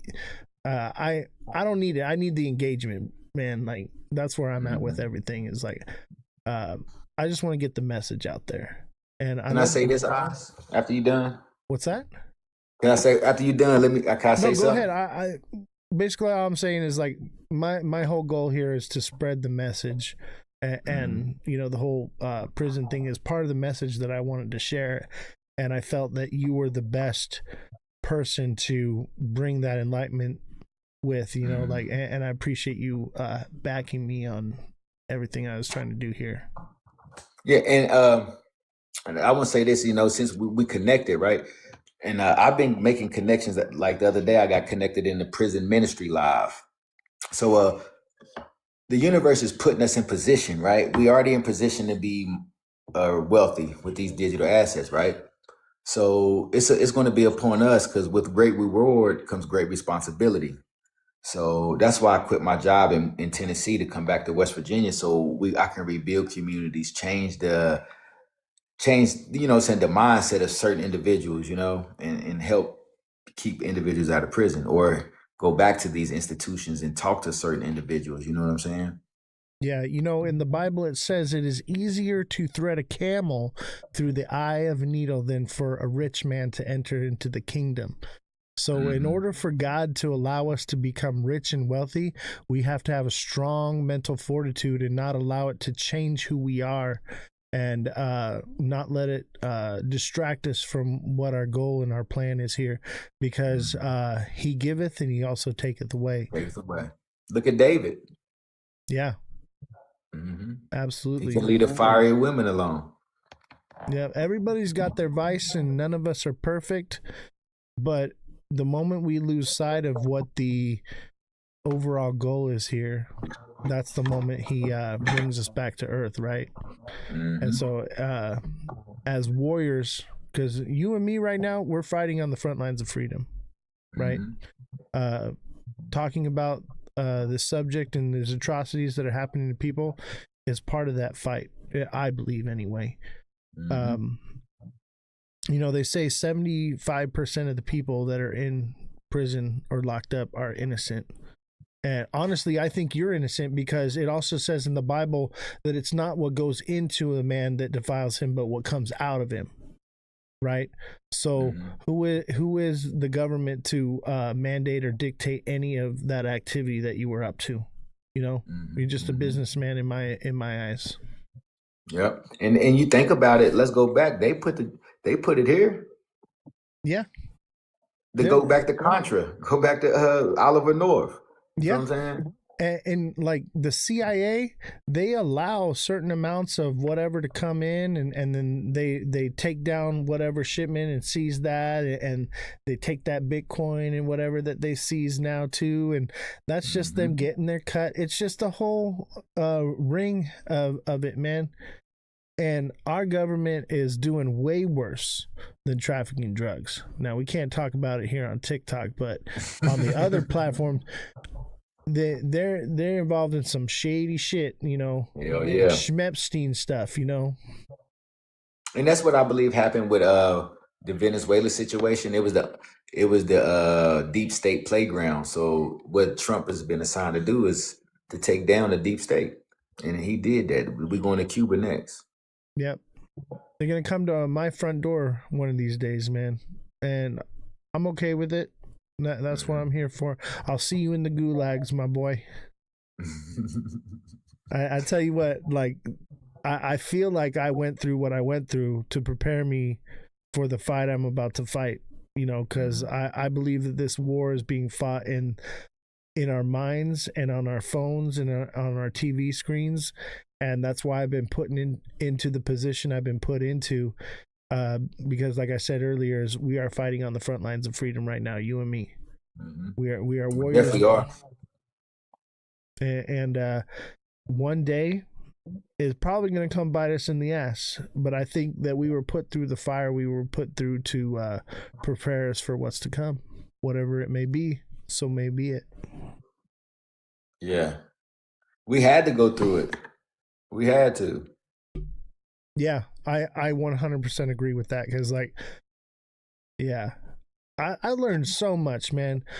And, like, I understood economics and macroeconomics and stuff, like, before getting locked up, but being in that environment and controlling the economics of the section like that, and then throughout the whole building, it really enlightened me to how the market structure actually works, how the global economy actually works, because it's really essentially the same thing on a much smaller level, like the smallest it could possibly be, and you actually get to live it and experience it as a nation, because in there, you as the individual are like your own nation.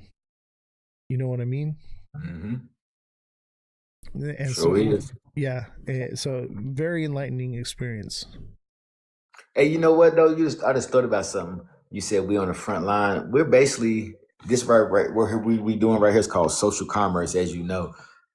We're going to be like the new newscasters, you know, getting up here to talking to the people because they love our likeness. You get what I'm saying? We're relatable. Yeah. In this new world, you know, we're going to give them the information, you know, that they need. I mean, that's basically what I do now. Is like, we're a news show. I have the right here. Like, this is our little flyer right here. Let me pull it up on the screen here. You got to put yourself in the big screen. I can't see it. So this is the flyer I give out to people on the show. Okay. Right. And basically it says financial news media outlet and technical analysis, offering one-on-one coaching and technical analysis classes. Our news media outlet consists of 3 journalists, right-wing, left-wing, moderate, along with Jesse, our on-site live broadcast fact checker. So, like, that's what we do. Like, I'm a news anchor. I'm just the anchor. I'm the personality, right? We have the journalists that now I had to lay off a lot of the journalists, right? But we still have the IT guy, and we have Jesse, and Jesse's basically acting as the journalist now.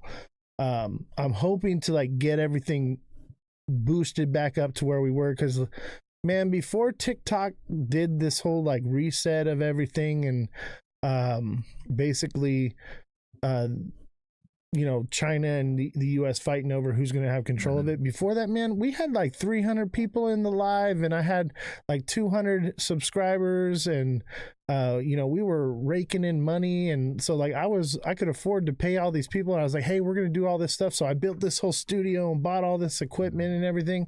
And then it all just went like overnight. And so, like, I took a little break for the holidays, and, like, now I'm back at it. I'm like, okay, they're going to redo everything. They're resetting the algorithm. There's a deal. I'm hoping that maybe we get back to where we were. So time will tell. But yeah, Do you think? Do you think we would go to the Web3 platforms, as far as like connecting your digital wallet to these social media platforms? we already are. I'm live streaming on a layer 2 of Ethereum right now. It's called Abstract, and I get paid in crypto for my time that I live stream, and I get paid for my engagement, so for likes and everything. My wallet is connected to it, and people can tip me in cryptocurrency, in stable coins, and I'm doing it right now. Damn, you gotta teach me that. Nigga, hold on, I'm gonna pull it up right now. Check this out. So this is Abstract right here. We're live streaming. This is my wallet right here. All right. So there's rewards. So I earn XP for the time that I go live, right? I earn these little badges that I get into my wallet or whatever. I can trade. So I can, trade Ethereum, Pudgy Penguins, Absternute, whatever, for whatever token right here. I can use USDC, USDT, right? I got my wallet. I like that. I got like $18 in it right now, but that's just what I've earned on this platform. And like the markets have gone down. It was actually quite a bit more. I just don't spend it. I'm just letting it accumulate in there. Yeah. And then there's the live streams, right? So all these people are live streaming. Look at, we got 1, 2, 3, 4 people ahead of us. So we're the number 4 live stream on Abstract right now. Damn. Top of the charts. charts. I gotta get on Abstract. Right here. Top of the charts. And then on top of it, you can also develop. So there's games you can play. There's all these different games and apps that you can play and discover. And they're all listed right here. And you can also develop stuff here. So let me see here. Man, so much stuff nowadays. So like if you're a dev, you can create your own like smart contracts and different protocols and things on the this layer 2 and develop. Maybe it's this right here. I think it's because of how I have it opened up right now. But there's a lot to it. We've only been on for like a couple months. We got like 219 followers, and these are real people. There's no bots allowed on this site. It's That's all why tracked. I asked that.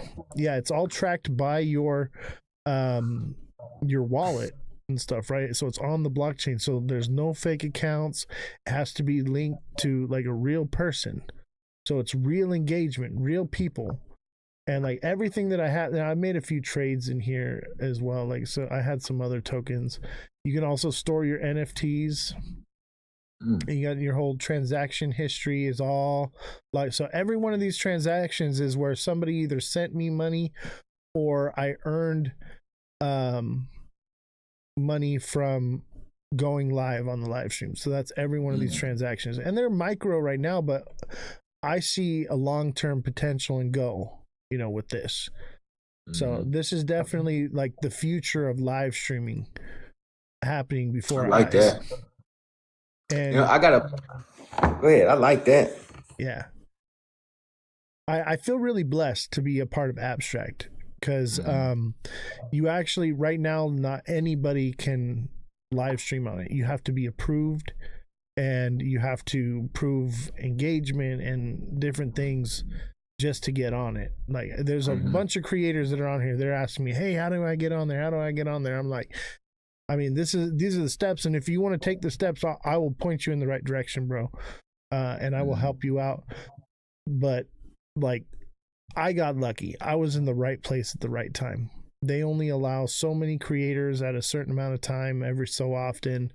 And they've had 2 waves of onboarding of creators. One was in January and one was like a couple months ago. And then that is it. They haven't allowed new people and they only allow so many at a time. But if you're interested in getting into it, man, I'll point you in the right direction and think of it as a long-term goal. Even if it took you 6 months to get it took me 3.5 months to get into it. Yeah. once you get in, you're at the beginning stages of something massive here. So Exactly. yeah, Exactly. and I think I love being at the ground floor. right. And dude, think about it like this, bro. We're here on TikTok, right? We're live. I've been live for 2.5 hours. We made like $11, right? In like gifts and stuff, right? I'm sure you made a couple bucks in gifts, but that's money that people sent us. On Abstract, we're getting paid for our time, right? So the longer and the more I live stream, the more money I'm making. Damn. That's so if you live streaming all day long, you making money. Well, see, I used to do that. So I have a whole year of going live Monday through Friday, 5 to 9 p.m. Right? So 4 hours of content, 5 days a week. I've got terabytes of footage all recorded. And so they allowed you, as long as you had a disclaimer, you could live stream like that. And that was like when it was in the beginning. Last month, they updated their entire thing, right? So for like 2 or 3 months, I just live streamed around the clock, right? And I was just collecting, and that's why, like, I made like $20, but it's really more like I made like a couple $100 because the markets just continued to go down. And that's one of the problems. Is like, okay, like we're getting paid in crypto, some of it's in stable coins I'm getting, but the way I see it is right now where I'm at is I'm live streaming, and the markets are only going to go probably up from here as far as Pengu. Right, it's bottomed out, and that's mostly what I make is like Pengu or ETH or whatever, right? So I see it as like I'm just going to accumulate it on here by going live, and eventually it'll take off, and that $20 will be $20,000 in a couple years. I'm cool with that. I am cool with that. So I'm patient. You got to be in life. That's one thing we learned in the situations we were in: patience. Absolutely. A lot of people don't have that, because you had to, especially like this, like say you go in a commissary line, like when you in prison, like you got to stand there for hours. Hours you standing in the commissary, and then right, as soon as you finish with your bag, you go through the commissary line. You can't leave. You got to still sit there till they do the next move. Because they only do 5-minute moves. And you had to like check everything, make sure it's there. And if it's not, they take it all back. Like, oh man, that was awful. So it's a little different in prison, you know what I'm saying? Because you go into the commissary store. Right. And you hand them your slip, and you just right there, you know what I'm saying? And they fill in your slip. But you in a room just full with your unit. This is just your unit's day to go to the commissary. Y'all all in there. And you stuck locked in there. In county, they'd bring it to the section, right? Yeah, and everybody be in a line, they'd call out the number or whatever, and you come up and you get your bag or whatever. But you had to check it right there. And if it wasn't, you walked away with it, you didn't get it. See, I ain't do that much time in the county. I only did when you go into federal prison, they get you out of there because they got to pay for that bed. Right. So when you're in the county and you're a federal inmate, they don't want you in there long. Right. And you're not with everybody else. Like you're not with state individuals. They got a whole pod just for federal inmates. We had federal inmates in my section. They did? Yeah. Okay. In mine, they didn't. Where I was at in West Virginia. I was in a medical tank at that time, so they had like mixed people. So like, that's why they did. Yeah, medical tank. Yeah, they had all levels in there, like, and because my charges were pretty high. I had a assault with a firearm with intent and all kinds of add-ons and extensions or whatever on them. So like I was in with the murderers. And 99% of the people that I was locked up with took someone's life. There were people on death row in my section, or at least facing death row. Like they hadn't gotten their, they hadn't been charged yet. They're like going through court or what. Yeah. Hey, some you grew when you grew up in our neighborhoods, like you grow up with them type of guys. You know what I'm saying? That's already that they say never been caught for those things. You know what I'm saying? Yeah. You know, I know serial K's. You know what I'm saying? You Yeah. don't know. I don't know that they did it, but you just can. You know how the streets be talking. You know what I'm saying? Yeah, revolution. I forget what the figure is, but it's like one in so many people are that you're around have killed somebody or unalived somebody, and have and there's like a statistic of how many people are serial, whatever, you know. So like, yeah, it's more than people realize. Like Real. you've been in contact with somebody that's taken a life. Everybody has. Everybody. All 46 people in this live, they probably have. I didn't realize how common it was until I got locked up. Right? I didn't realize just how, I wouldn't say normal, but common. Like it happens a lot more, and it's not always, you know, in the news, because it just happens all the time. And I think they don't want people to think that it's happening all the time, but chances are it's happened in your neighborhood, in your area, on your block, whatever it is. It's happened there recently. Yep. Yeah, the world Sure. the world is not all sunshine and rainbows. It's not. And you know, one thing that I've learned, right? I like when we as an every reading the Bible, I like the allegory story, Tower of Babel. It's an allegory story, you know. And one thing I've learned when I study comedic knowledge, that we all are God's children at the end of the day. You know, it's just the soul has a duality, male and female duality. And when we take physical form, we come to this life to experience. You know, that's what this life all about, is unconditional love. This is a matrix we live in. It's a maze. It's a game. All of this is a game. But how you gonna play it? Oh, there's Revolution. She says the average person will cross paths with approximately 16 to 36 emitters. Mm-hmm. Easily. Yeah. I did more than that, guaranteed. Guaranteed. and but you know, them guys that have done that, they're just regular guys. You know, they don't. You know what I'm saying? Man, or women, they not. There was this one guy, the nicest guy, you know, and I kind of like befriended him. You don't have no friends in there when you're locked up. You ain't got no friends, but like you have people that, you know, that you coexist with well, right? There's this guy, man, like we were coexisting, and like we got along, and like, you know, we were in prayer group together and doing Bible study, and we're always talking. We walk together every day, right? And then I found out what he did, and I was just like, whoa, it is horrific what he told. I can't even say it on this app. You know, I believe it. Yeah, maybe one of these days we'll do a Twitch abstract exclusive where we can basically say whatever we want. But here I can't tell you. But man, when I found out what he did, I was like, I can't talk to you anymore, bro. Like I can't. It was that bad. Like, I believe it too, dude. I believe it. It was so bad, and I only found out because basically someone that knew who he was like came into the section next to us, and like they wanted him, right, because of what he did. And I was just like, oh, bro, like, nah, you should have told me that a long time ago, bro. It ain't cool. It ain't cool. It ain't.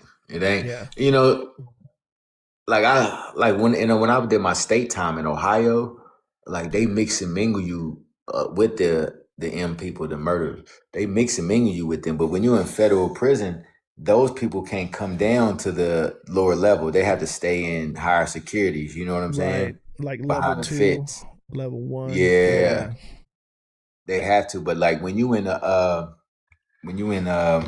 state prisons, they don't care. They put you all together. All of it. Yeah. Yeah, I was in Ohio. Yep, TikTok seller. I was in Ohio, London, and Noble in Ohio. London Correctional Facility and Noble Correctional Facility in Ohio. Yeah. He said, TikTok seller said Ohio. I was in several of the worst county facilities in California. I believe it too. They moved It's me rough out around there. quite a bit. Yeah, it was bad. One And all of place those was G not so labels. bad, but the place that was not so bad that they had me, that's where they had me in the dungeon. So like, Mhm. I didn't get to experience the nice grass outside and like all the different things that were great about it. Mhm. But man, I was actually in one of the worst places you could be in Southern California. And think about this in Cal, y'all got them G people, the G's. You know what I'm talking about. I don't want to say that word. Yeah. You know what I'm saying? It's a lot of that out there. Yeah. And the PCs too, man. You think that you can just PC up in there? They don't just let anybody PC up, and they'll even put PCs in GP. Which is crazy in county, like and like, so I mean there's some foul people that were in there, and like, you know, sometimes you gotta put in work. I don't want to scare people, but like there are times I had to put in work. You know, they make you do it. You don't have a choice. Or you gonna get ran up top. Or they're gonna try to run you up top. Yep. It's either you or them, and you're like, well, fuck, this is what they did. I guess they have it coming to them. You just gotta you try to rationalize it, I guess, but it's politics, man. It's all that politicking. Yep. It's all about politics in there. Yeah, absolutely. And that's why we are, and we went through that. You know, we can talk about it now, but here we are now. We are on the verge of rebuild communities, on the verge of being great people, you know, successful individuals, you know. Look what we got going on here. I know. Look what I created. I got over 120 members in 3 months in Prisoner Blockchain in the community in 3 months. That's awesome. And it's still growing. Yeah, and you know, I'm growing too here as well. Like just having you on and having this real conversation, like viewership is starting to go up. Like I appreciate you coming on, like, because, you know, honestly, I think a lot of the community is a little burnout on, you know, talking about the same shit all the time. Like, it's a bit of a refresher to like speak on these things, you know, because like I said, it's not, I'm trying to get your attention with your wallet, but I have a message that I'm here to spread. You know what I mean? That's what I'm trying to do anyway. And I feel like you're doing the same thing, like, because like that's why your name is what it is, and like you're trying to, you know, pull people up instead of push them down. And that's why I was so called to you. Like I seen you and I was like, man, I need to reach out to this guy. We need to link up. I had to do it before you got too big, bro, and then I fly under the radar. Hey, listen, I'm still gonna be a humble guy, you know, because that's just who I am, you know. Like I had money already. This little stuff don't bother me, you know. You know, when you 10, 15, 16 years old with $50,000, $60,000, that's nothing, you know. That's been my life. So nowadays, like being big, I'm still going to work on houses. I'm still going to work Carhartt paints and vans and be a normal guy. Yeah, same here, man. Like I'm retired off this. I don't know if you know my story, but I retired in January last year. That's what's up. That's what's up. So I round tripped like every bag, every cycle, bro. I've been in this since 2016. I just can't. I didn't like. Okay, so I've been a trader since I was like 18, right? Okay. In the stock market mostly. I got into crypto, and I just had this feeling like, oh, okay, like it's gonna go more, right? And then it didn't. So I round tripped my first bag in like 2017, right? And then the next time it happened was in like it was like 2020, right? We had that other bull run, and I was like, okay, well, all this COVID stuff happening and everything, this time it's different. You know what I mean? And I fucking round tripped again, bro. I was like, it can only go up. They're resetting everything. They're doing all, because everyone's talking about the great reset and everything and all that stuff. all the narratives that we're being taught about adoption and everything that you're hearing right now, there's nothing new about it. We've been hearing that since day one.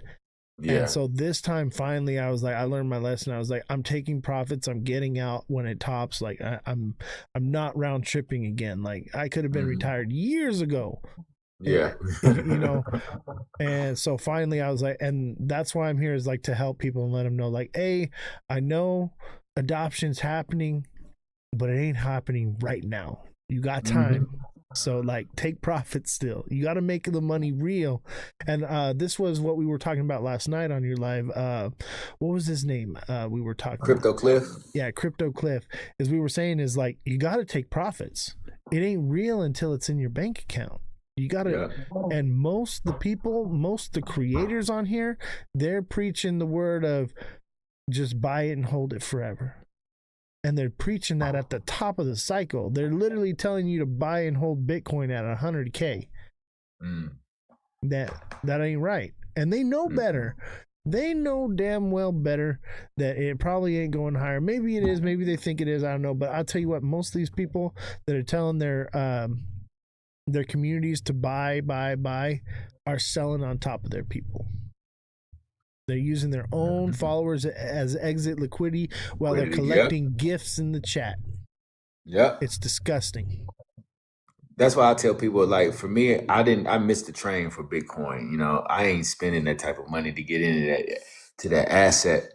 So I'm looking for these lower hanging fruits. I ain't gonna lie to you. Put $30 in there, get 400,000 tokens. That's how I did Loan Protocol, XPR Network. Got in early, you know. Yeah, I think that's another problem, is like thinking like, oh, I have a lot of tokens, therefore I could potentially make more money. What we have to look at is we have to look at not only the price, but the partnerships with the project, and also the supply ratio to the market cap. Tokenomics. Yeah, exactly. And that's when, so the Metallicus, I'm going to look into that, all the tokenomics on it, and see where, love it. Where can we go with this project? Because everything you're telling me, I like it. I hope it's right, because like that's the next thing for me.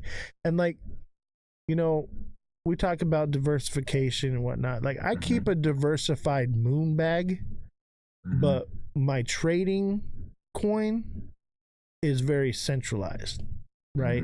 So whatever I'm trading like one or two at a time.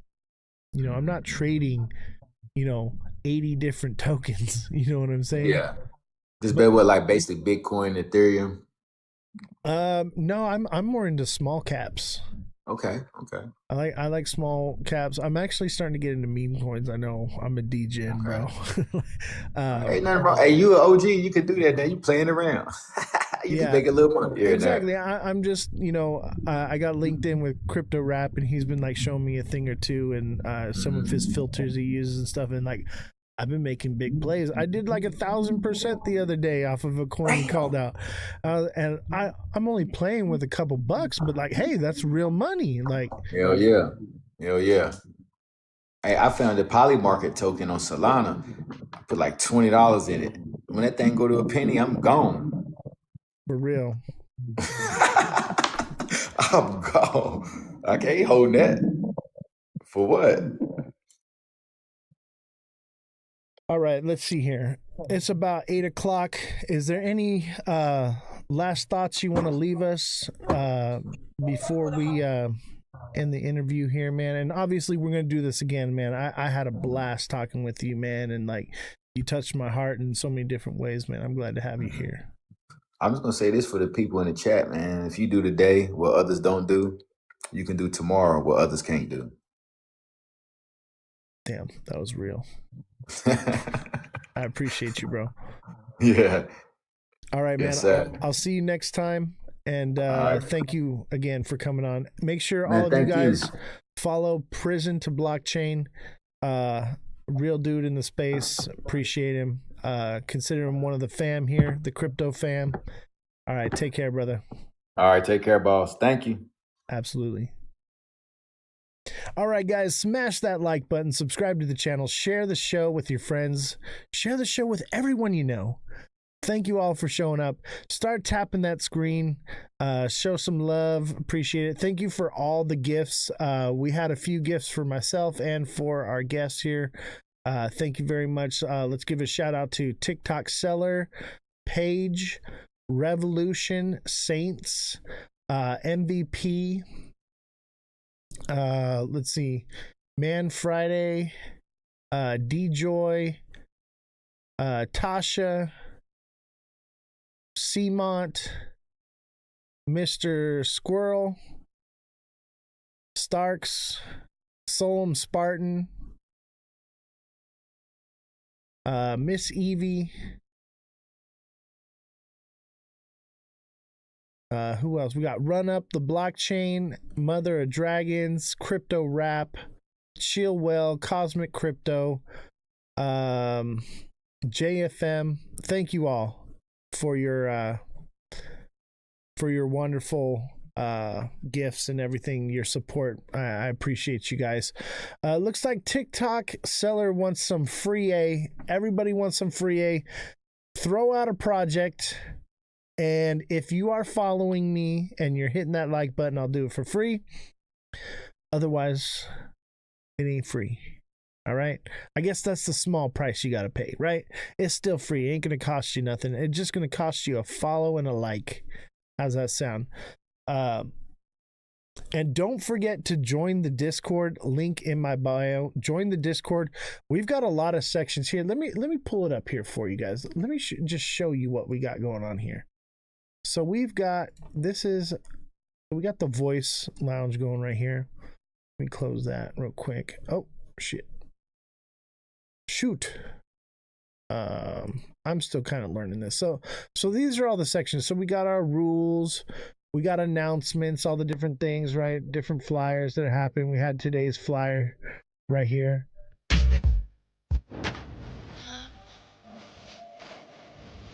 Locked in, not locked out. Right.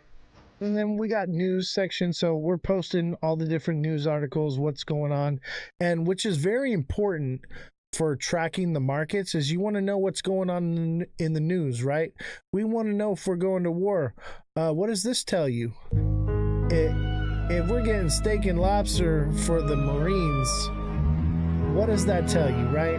If you know, you know. Also, you know, we got what's going on with Venezuela and different protests.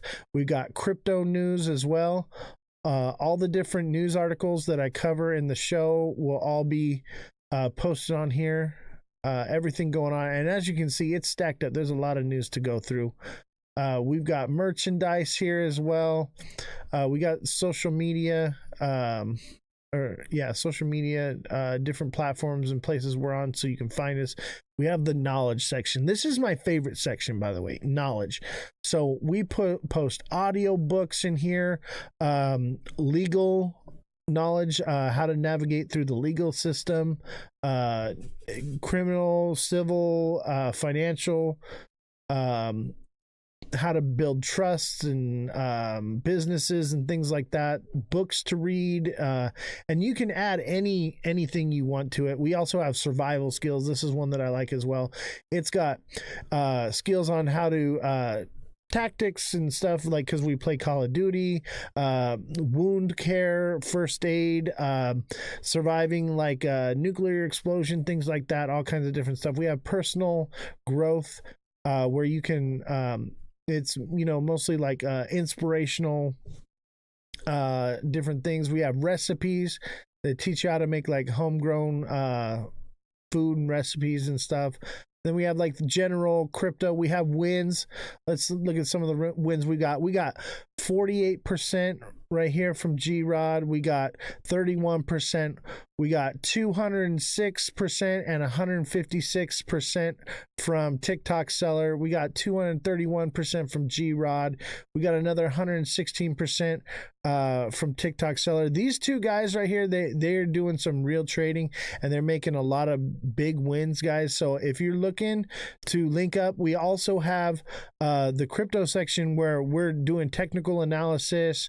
Yeah, Josh as well. Josh is doing a lot of good stuff. So if you're looking to learn how to trade or link up or copy someone else's trades or whatever, or just get locked in, we're doing a lot of big stuff here, and we're making a lot of wins. And these are on up days and down days.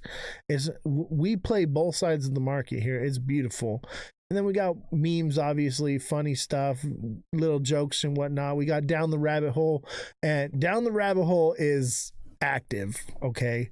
We are going through conspiracy theories and different things all day. We're having long debated discussions about different topics. As you can see here, we're just talking about all kinds of different stuff there. We do have a special one that's called Moonshot for anyone that's in the TA class. If you're a part of our technical analysis class, you can be a part of Moonshot, where we do group trading.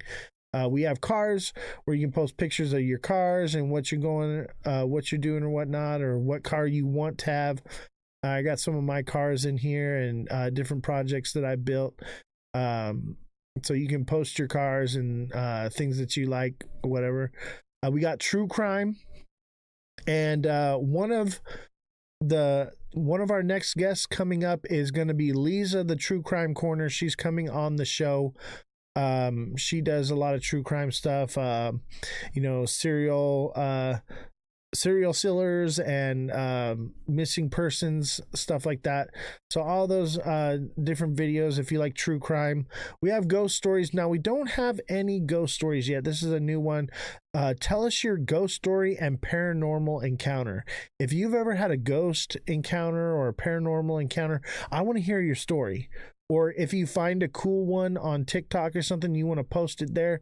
I want to hear these stories so we can talk about them. And because we don't do just crypto, we have multiple shows that we do as well. This is our crypto show, obviously. And so then we also have our TA class, and then we have a voice lounge where we all get together and we basically talk, right? It's a group where people are talking, and I'll be playing video games or whatever, live streaming, and we have it open and everyone's just talking and chatting. And we're all just hanging out, and we're talking crypto. We're talking about all these different sections. So click the Discord link in my bio, join the Discord.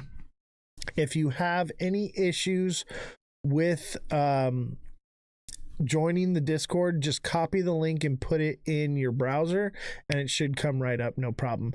All right, so it looks like we got some people want some TA. Viewer description. Let's do some TA for you, brother. Good to see you. Let's do quant.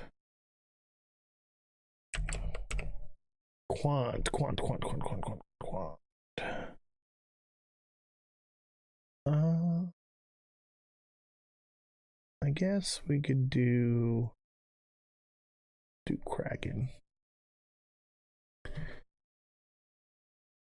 Quant. So Quant is nearing the bottom. I think we're going to retrace back down here to that 59 level, 59.27. It's definitely coming back to 67.45 soon. It looks like a bull flag, but it's not. It's actually a descending, broadening channel, but it's going to break down. I think a lot of people, you're going to see the manipulation happen here. You're going to see a lot of things that look bullish that just really aren't. I think what I see here is kind of a head and shoulders right there. I think we should see back down here around 58. We should. Obviously, that's subject to change. We shall see. Hershey Kisses. Are you following me? Do you follow me? Because don't forget, you got to be following me. I have to see you around. I got to see you at least hitting the like button. At least start hitting the like button so I see you pop up that you're liking. Make sure you follow. That's all I ask. All I ask is that you like and follow, and I will do TA for you. So the next one, Bobby Namadi. Bobby, are you still in the chat? Otherwise, I'm gonna skip over you and we'll go over to Hershey's. Bobby, are you still in the chat? And remember, you gotta be following me. All right. And Bobby, you gotta be hitting the like button. I can see who's liking and who's not, just so you know. All right. So make sure you're liking, Bobby. I see you. I appreciate you. All right. Let's see. Bobby wanted Teo. I will tell you this about Teo. Didn't this one, it was the one the CEO like basically got brought up on charges. This one might be dead, to be honest with you. Yeah, this one's coming down.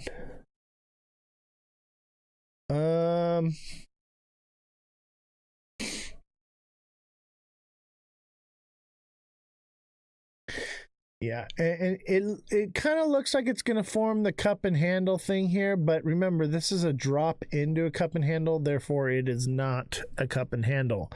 Cup and handle only works if it pumps up into it, all right? So it usually has like a long green candles, like double its size. Then you're talking about that. Let's look at the 1 hour. I imagine this thing's coming down. So it looks like it wants to bull flag in the 1 hour, but I'm not buying it. I think what we're actually seeing is a double top. We had a small double top right here, but in the next day or so, we should see something like this. So it's coming back to 220 short term, and that puts us around January 12th. Yeah, so it could potentially come back down here to the wick of 199. It'll probably retest the 199 zone, 200. All right. So just so you know, more than likely that's what's going to happen come the end of the month. We should be, maybe the lowest is 220, right? Or 206. But it's going to come down around this zone here, right? Where this consolidation section is, this is where it's headed. All right. So keep that in mind. We have a double top right here. It's coming down. All right. Let's see who was next. Let's see here. All right. XCN, it looks like. Let's take a look at XCN. XCN.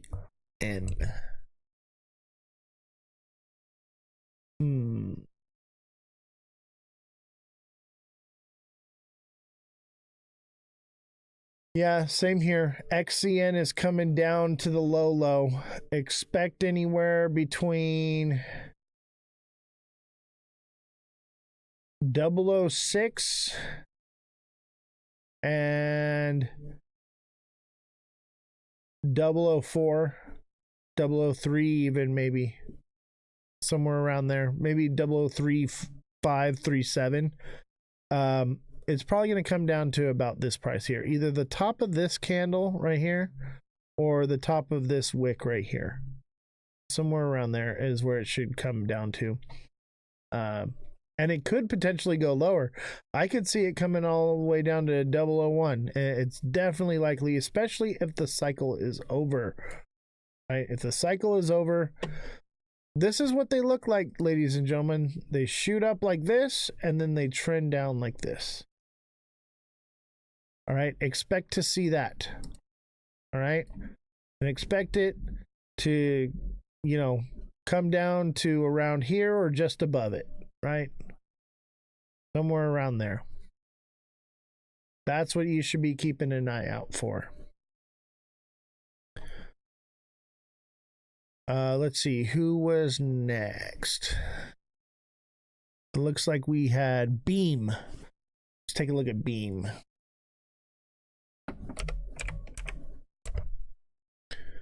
Beam.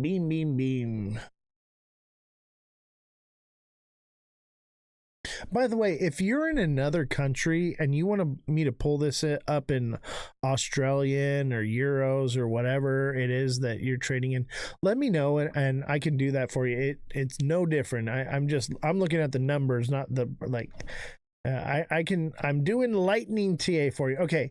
Beam, there is not enough data here to know where it's going, but I will tell you this, it's coming down. All right.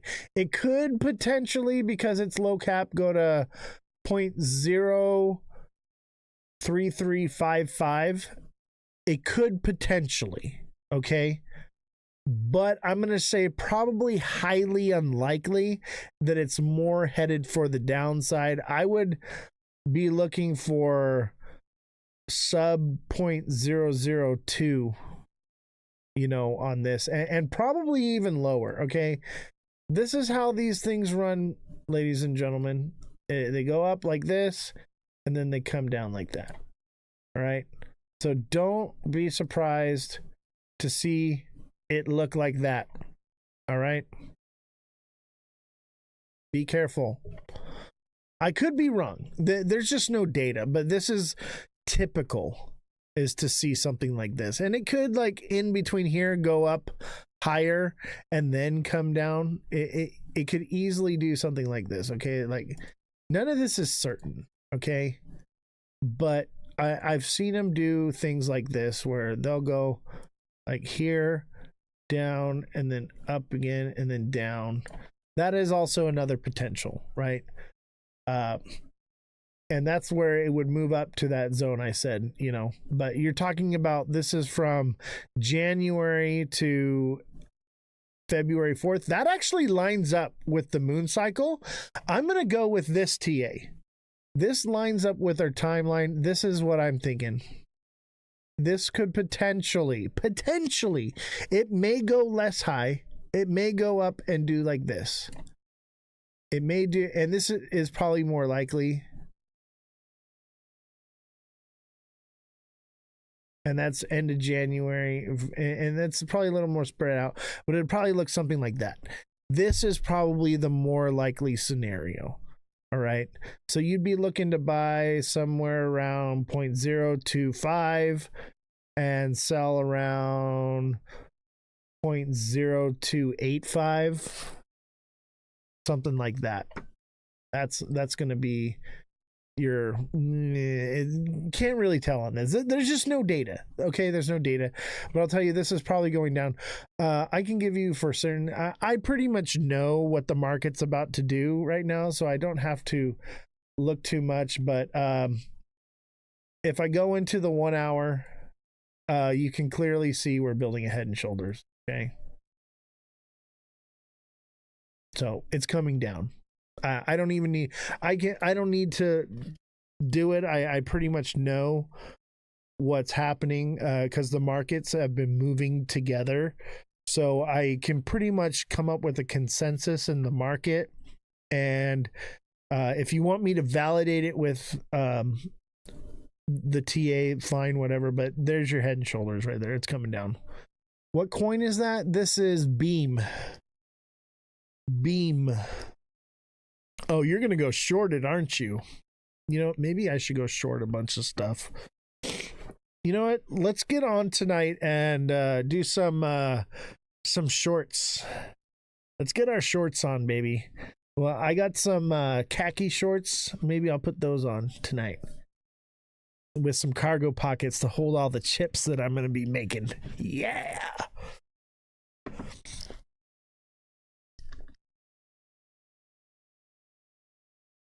Bro, we been shorty. I know I do. Honestly, I haven't even been trading, bro. Like, I've been just so busy. Miss Evie says, let's get our shorts on, baby. All right, let's see here. Who is next? What was the next one? Let's see, we did Beam. And then what's the next project? Can you do XRP, please, bro? Yes, I can do XRP. Oh, you're not going to like it. You're not going to believe it. I tell you what, no matter what I tell you, because you want to know what XRP is, you're not going to like anything I have to say. You're not going to like what comes on the screen. Look at, there's our spooky ghost. Our spooky ghost is back on screen. Everybody hit the like button for our spooky ghost friend right here. We've had our spooky ghost on the show for a long time. That's what's up. Let me see here. You know what we're missing right now? We're missing a little bit of tunage. We're missing a little bit of goat tribe. There we go. All right. You ready for some free A? XRP is going to fill the fair value gap at 195. And it could potentially go lower from there. XRP is in a descending channel. It's wicked out of it, you know, but yeah, it's coming back down here. It seems like XRP, because of the community has decided that anything under $2 is a buy, right? Which will potentially keep it up. Eventually it will drop below $2, but expect to see these low levels, 190, 180, and 175, and it can potentially come lower.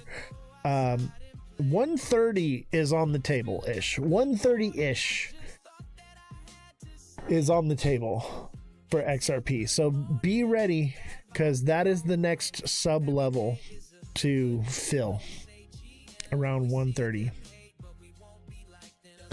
All right, let's see what's next here. We did XRP.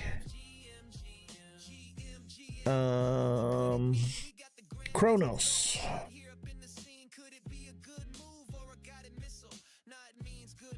Let's do Chronos. Let's leave XRP up for a while. XRP is like our baby. Everybody hit that like button, subscribe to the channel, share the show with your friends. Everybody, I need y'all to like right now. So I need to see the likes flying, or I'm just going to stop doing TA, because we've dropped below 20 viewers. I can't have below 20 viewers, otherwise I have to cut the live stream. So we need to get above 20 viewers. Likes, we need to give something, boost the algorithm. So if you want me to continue TAing, I need your support. I need your engagement. So anytime we drop below 20 views, I either have to get the engagement or I have to stop the show. It's just what it is, because I'm not going to fall out of the algorithm again. All right, we've finally gotten back into it. I cannot have the algorithm thinking that since the guest left that everyone else is leaving with the guest, because it's going to just push you all to them, and I can't have that. So I need y'all to get me up to 20 viewers. All right, I will do Chronos for you. I will do Chronos for you, but after that, if no go, then we're gonna end the live.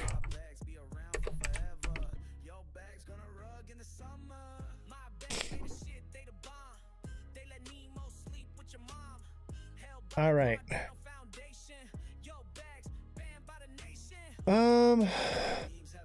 I mean, it's doing something cool though. It's trending up. Here's the thing is, here's your TA. All right. We got an ascending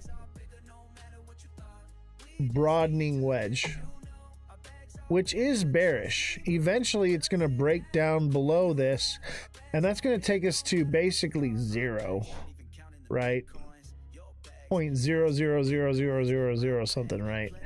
It's going to come down here to 0.0005, right? That's where it's going to come down to, right about here, when it does fall. Or it just respects this line and just continues to creep upward.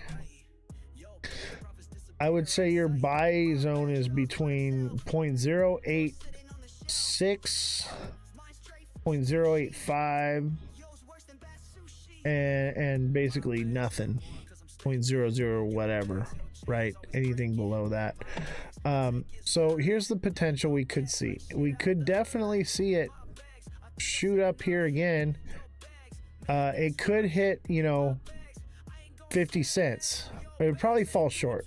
I'm going to say 0.047 is going to be your exit point. And I would say even less. I'd say 0.045 is where I'd be getting out. I want to get out a little early. There's plenty of money to be made here.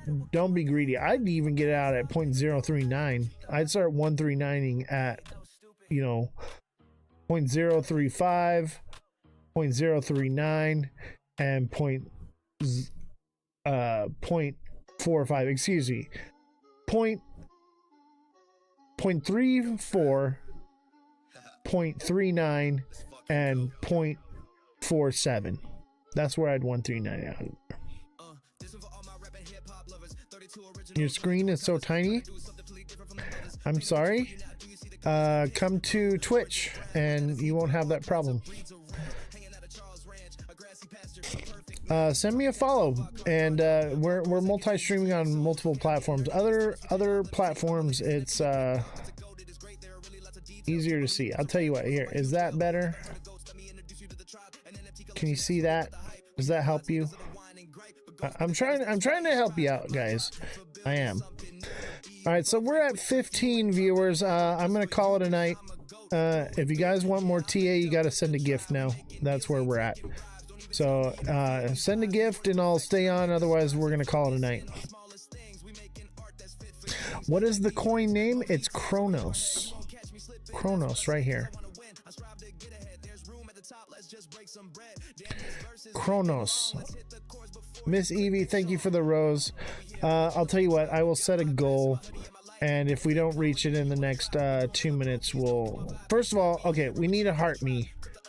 So we need to get a heart me within the next minute, and then we need to get like a galaxy within the next 2 minutes. Otherwise, we gotta call it a night. Because we're dropping below 15.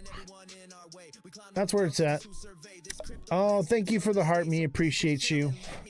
Appreciate you. All right, now we need to get a galaxy, or it needs to be a dollar or two more gift. Oh, you know what? Donuts. I need like 80 donuts. I need 80 donuts like yesterday. Let's see here. Where's the donuts at? There it is. We need 80 donuts. I know that sounds like a lot, but they're like, that's just what TikTok wants.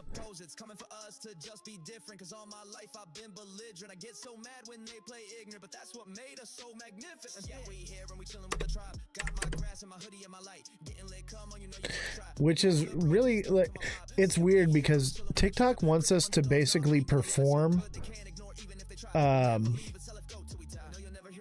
where we were at like months ago. That's basically what it's telling me right now, is that they want us to perform like we used to. Do you guys see any of my goals? Are they even popping up? It didn't even work. I don't know. The live goal thing, it doesn't even work for me anymore. There's the donuts. Yeah, I need like 80 of those though. One ain't gonna cut it. I appreciate though a couple of them. I mean, I need like $5 or $10 to follow in here real quick. Otherwise, we're toast. I'm gonna go ahead and do Cardano for the guy that sent the, what is it? Mike Dillon. I can't pronounce that. I've always been bad about doing it. The names, but I'll go ahead and do Cardano for you real quick, and then we're gonna call it a night, unless I receive like a galaxy in the next couple minutes, because we're just not getting up there. We're at like 16, but it's just not good enough. TikTok wants it, so but I got you, since you helped me get the heart me and complete my goal. I appreciate that. But this might be the last one. Let's see, Cardano.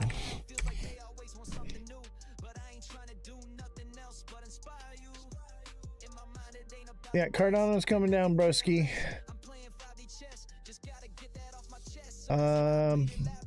Expect to see 0.031 ish, 0.0, or excuse me, 0.32 or 0.31. So 31, 32 cents, maybe 33. Yeah, it's coming down. It's gonna do something like this. And it's gonna come down here. Probably something like that. Yes, smash that like button, guys. Subscribe to the channel, share the show with your friends, follow me on all platforms at Ozthecryptogoat, all lowercases, no spaces. Thank you guys for the donuts and the roses and everything. I'll continue to TA. We were at like 16, 17, and we're just starting to fall down. Like the likes just aren't coming in, the gifts just aren't coming in. So I'm gonna call it a night, guys. Thank you. Unless I receive a galaxy in the next, let's see, we're at 42, 15 seconds, or I'm out. We'll call it at 3 hours and 20 minutes. Nice round number.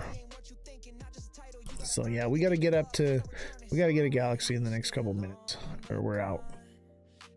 All right, that's it. All right, have a good night, guys. Take care.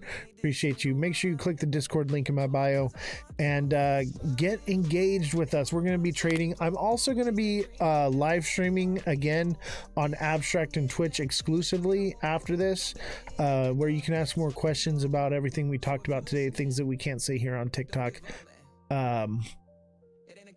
No, not begging for tips, just trying to get the algorithm boosted. We're trying to get back to where we were. I've been on a break for a little while, but if you want to continue with the show, we're going to continue the show. I'm going to be playing some Call of Duty and doing TA as well for free. Obviously, and we're going to be talking more about everything, but TikTok, it just is what it is. TikTok wants to make money. That's all they care about. All right, have a good night, guys. Make sure you send me a follow. Hit that follow button, guys. All right, have a good night. Somebody sleeping with somebody else. Just shut the fuck up, keep it to yourself. That's why you won't see me on your latest X-Space, cause you don't have balls to say it directly to my face. They always be talking behind my back, bro. I really don't care. I'm just trying.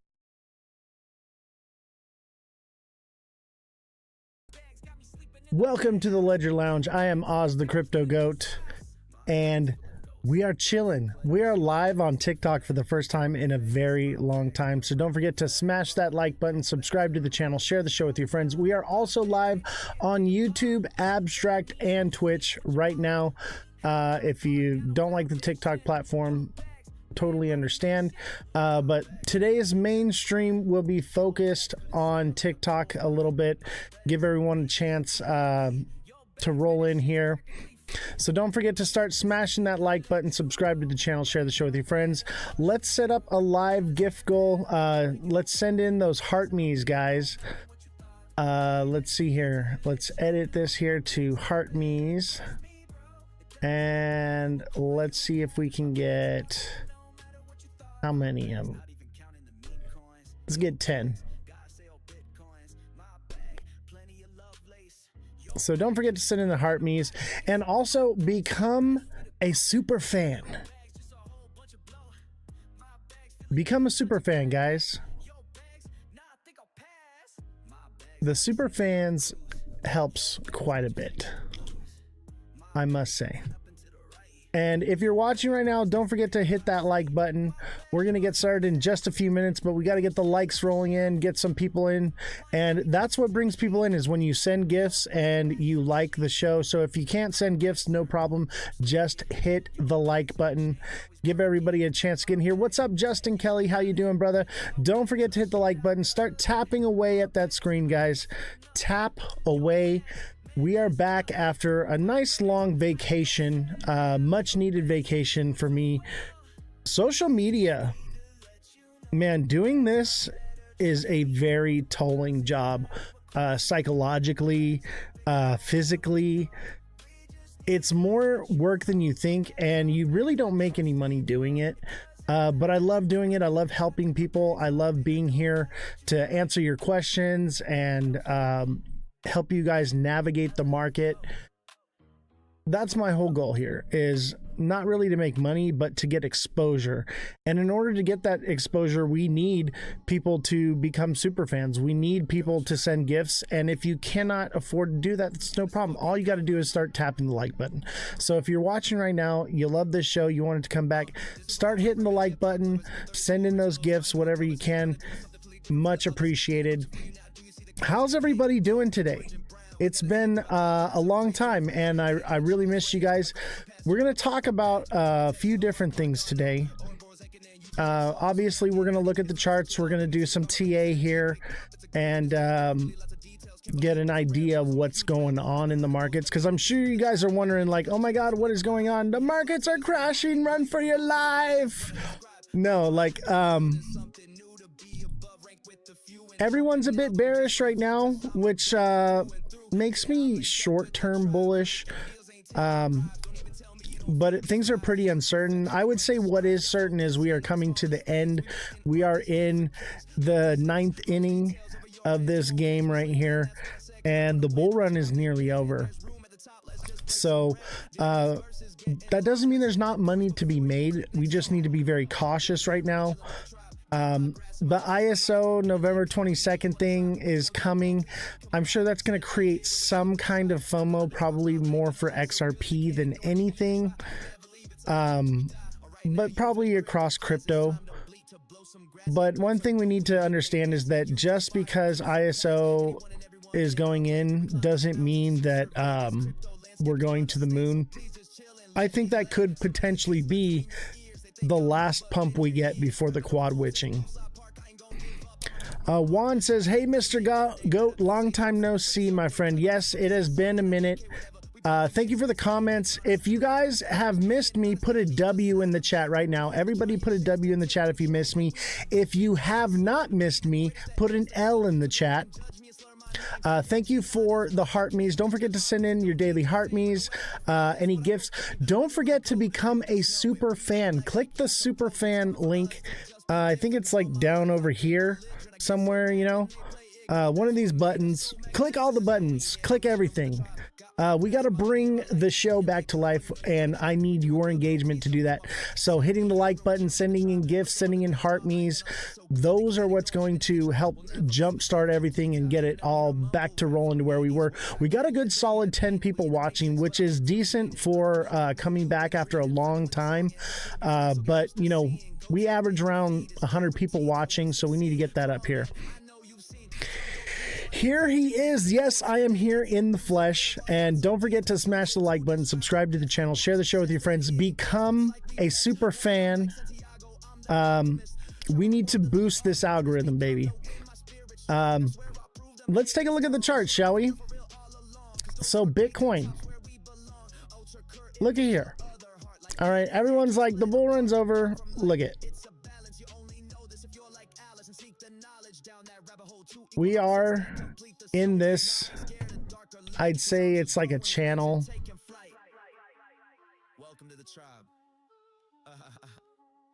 That's your channel right there.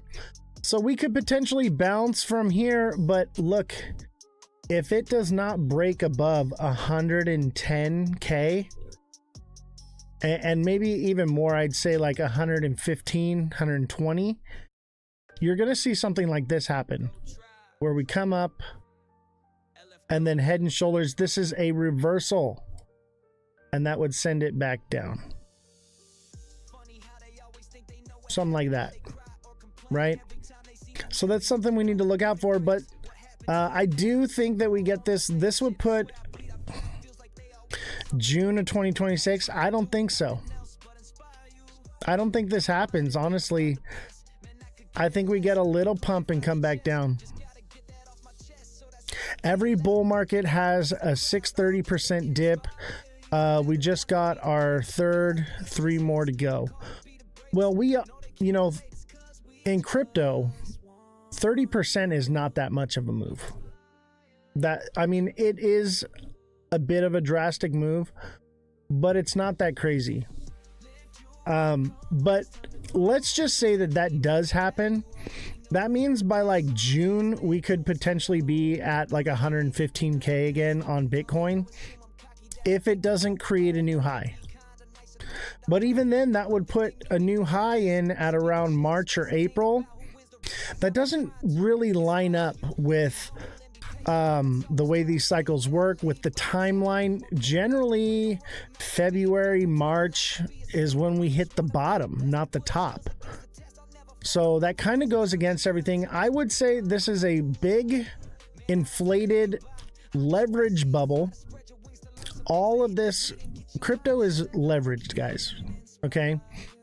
So it's an inflated leveraged bubble, and eventually the bubble has to pop. It has to deflate. I would imagine seeing us coming down somewhere between 50 and 35K. That seems likely, and then it would come back up. But I don't know. It's really hard to speculate. What I can tell you is this: is that the yield curve would suggest a downward term, and we have the fourth turning, right? So because of the fourth turning, that would also indicate downward movement. Bro, we're not coming down. This is the standard 30% correction. Hey, man, you can believe that, but everything in the world works in cycles, not just in the charts, but financially, globally. Everything is these cycles, and there's what's called the fourth turning. And if you don't understand what the fourth turning is, join the Discord link in my bio. I have all of this information posted there under #knowledge. And what you're going to learn is how macroeconomics affects all of this and where we are in the world right now. Anytime there's been a global economic shift, it results in war, and in wartime causes volatility in the markets. Bro, the bear market has started 2 weeks ago. I would say the bear market started in January, and we had, a bit of moves because of speculation. Selling may go away. Buy the rumor, sell the news. Fed chairman, sell the news when it gets in. Yeah, Thursday is that's this Thursday is going to be a sell the news. Okay, that's also the new moon. If you don't believe in the moon cycle, you can literally type in on TradingView moon phases, and it will show you the moon phases, and they're very accurate. Okay. However, we may have flipped. So we had a full moon November 1st. We had a slight pump up and then another drop down. So a new moon is coming on Thursday. That's when I would think that maybe the bottom is in. My watch has a moon phase. Bro, that's legit. That is so legit. I kind of want one now. How can we possibly headed into a bear market when we haven't even stopped QT yet? Because of the economic situation. Okay, the markets are driven by liquidity. People just don't have the liquidity, and on top of that, the liquidity is more spread out than it's ever been in a cycle. We have more projects spread out, so the money's not all centralized in one area. Fredrum, that's your birthday. Happy birthday, brother. Happy early birthday to you. Everybody send in a heart me or something, popular vote for Fredrum. Appreciate you, brother.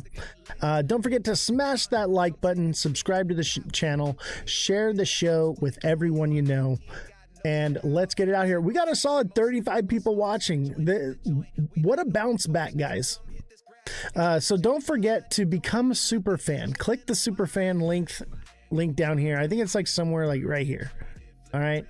There's a super fan link. Click that. Become a super fan. Help support the show because we're bringing the show back so long as y'all are here to support, right? So long as there's a reason to keep doing this. Obviously, the reason is to help people, but we don't reach new people, and it's preaching to the choir if we're not growing as a channel. So that's the idea. Where do you see BTC in January, February? I would say by February, March, we should be at the bottom, unless we are in an extended cycle. If we are in an extended cycle, I'd say around 120K around March, April, maybe 110, 115. What timeline chart? This is the daily. This is the daily chart.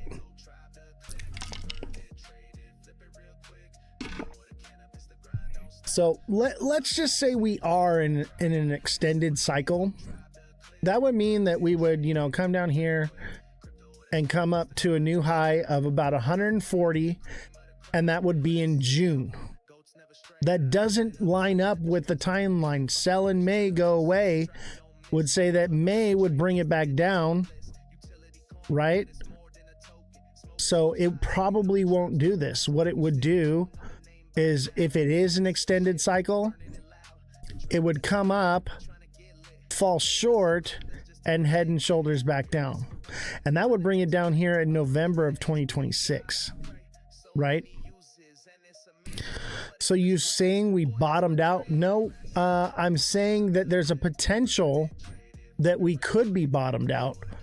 However, there's a fair value gap all the way down here to 86.5, right? So it could potentially go there and then move up, or we are entering in the bear market and we are going to trend down from here on out, because we do have a double top. It's kind of a triple top here, which is a reversal, okay? Which could mean that we just come up and we do small little moves. And that would put us at the same price around November at about 40, 50K. Altcoin top was December 2024, and Bitcoin, yeah. So I actually exited the market in January 28th, I believe it was.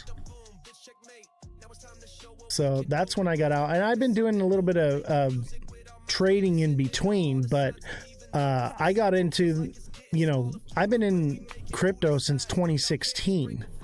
I've been through bull run after bull run. So, I've seen this happen. Now, I will tell you this right now, that this cycle is like no other cycle I've ever seen before. Okay? This is different. What's up, Henry? How you doing, bro? By the way, if you're watching on YouTube, we are also on Abstract, TikTok, Twitch. So thank you for all of our other viewers. We also do stream on X, but I just didn't have the time. I didn't pull it up yet. Now we're going back to 160. The fact that that's the consensus, I'm going to go with the opposite. If y'all are saying 160K, all it can do is go up, I'm going to lean towards the opposite. And honestly, the charts say that yes, it could, but the macroeconomics say otherwise, and macroeconomics is what drives crypto. What's my X? Every platform is at Ozthecryptogoat. Every platform is at Ozthecryptogoat. All lowercases, no spaces, same as TikTok. And don't forget to follow me. Don't forget to smash the like button. Don't forget to send in your daily heart me's. Don't forget to become a super fan, just like TikTok seller is. He is a super fan. Thoughts on XRP? It's probably cooked. Let's pull it up.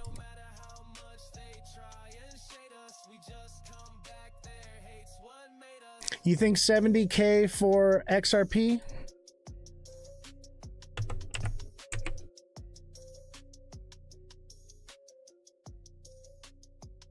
Who said 70K on XRP?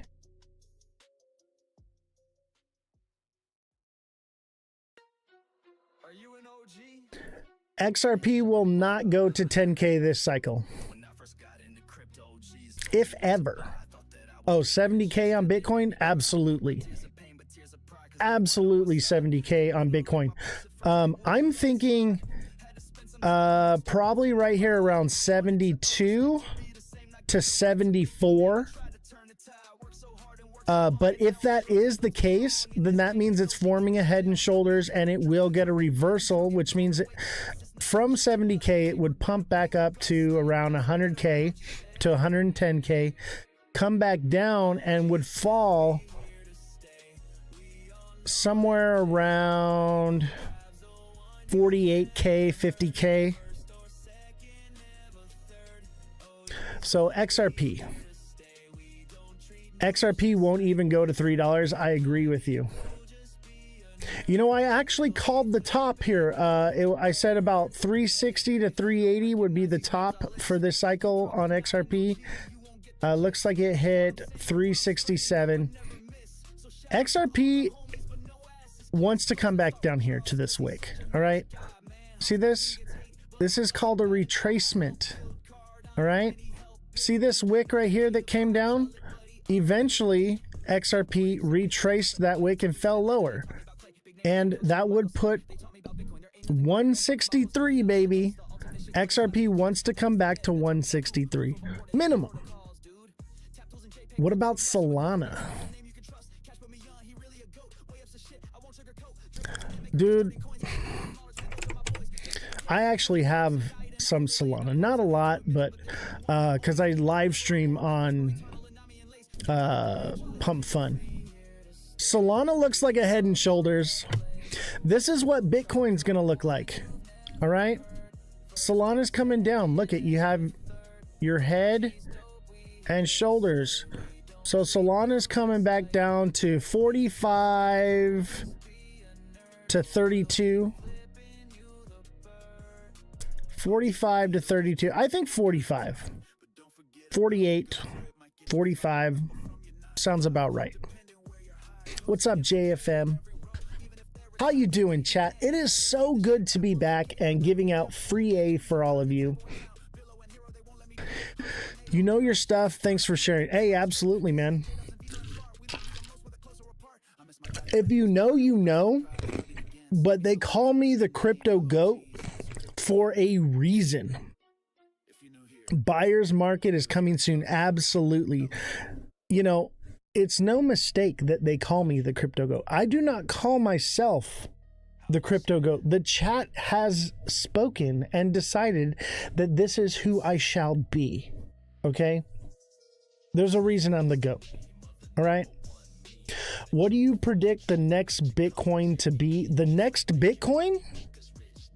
Like crazy move? I would say Cardano.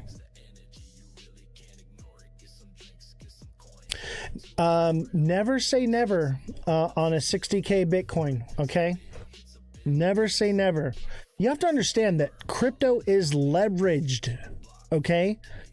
So it is a bubble that will pop. The money that is in there is leveraged money, okay? So it has to come down very fiercely.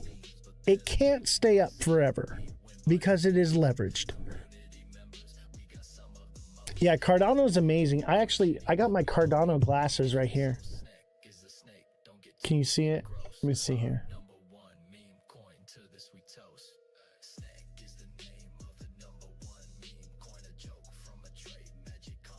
Got my Cardano glasses. I think I got some Cardano coins too. Let's see here. What do I got here?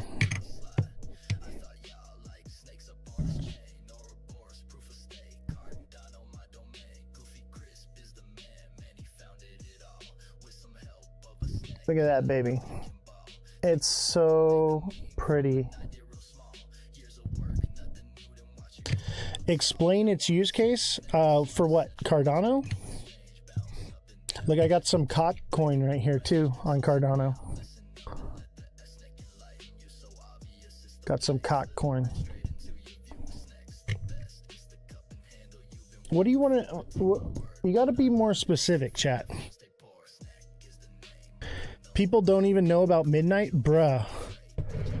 I was at the airdrop party for Midnight. I have a Midnight glow stick from the glow stick party. Look at that.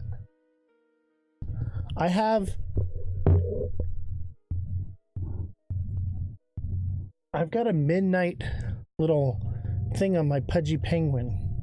What is real? How do you define real?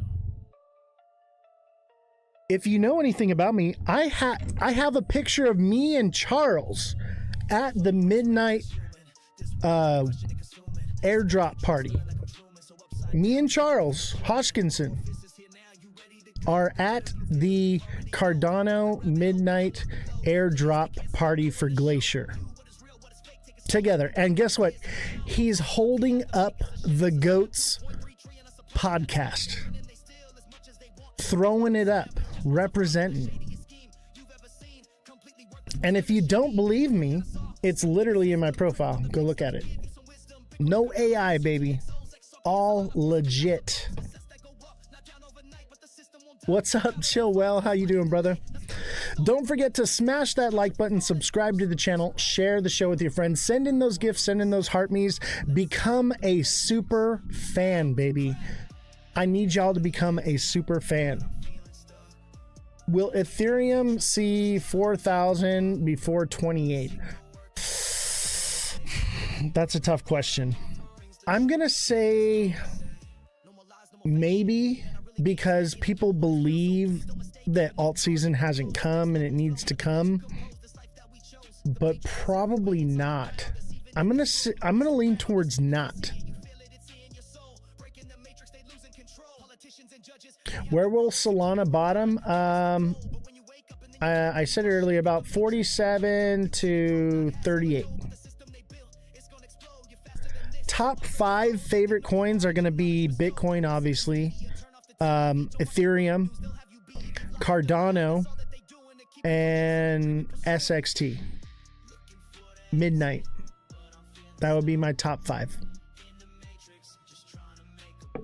Security is the next narrative for the next bull run. Anything that has to do with crypto security and privacy is going to be the next big mover in the next cycle. That's what it's going to be all about, baby. And that's what Midnight is. That's what SXT is. Oh, be careful about asking Mr. Josh TV for any TA, man. The dude's only been TAing for a couple months. Be careful.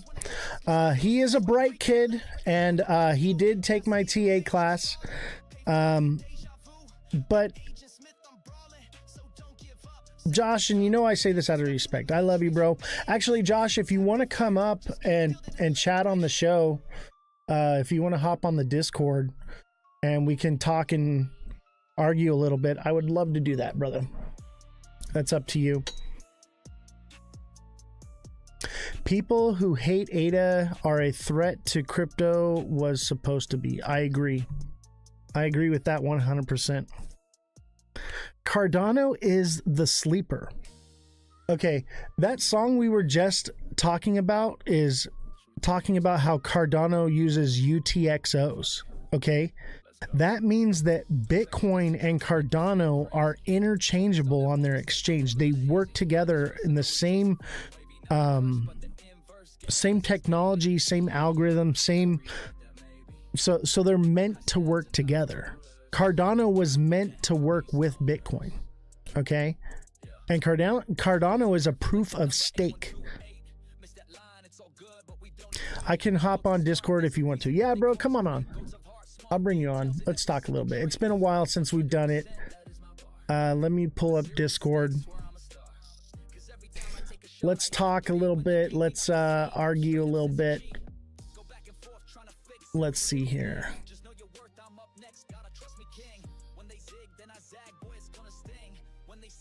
Send me a call.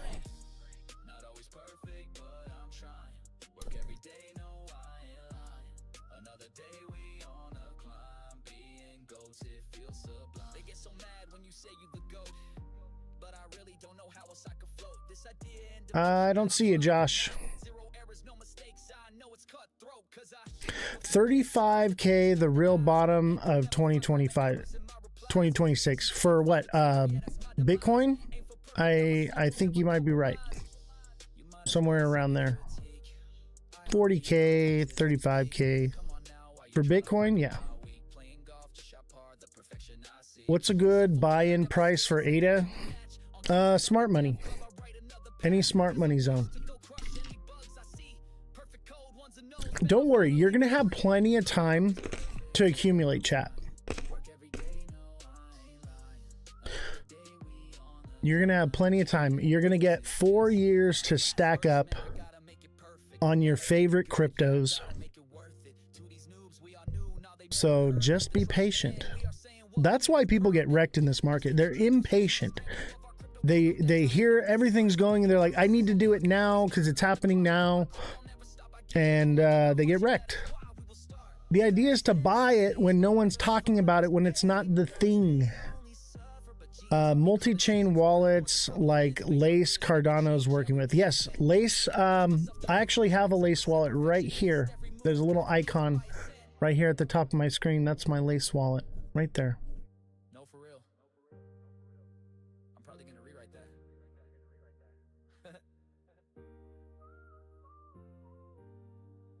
JFM, thank you for the heart me. Steve, thank you for the heart me. Revolution, thank you for the heart me.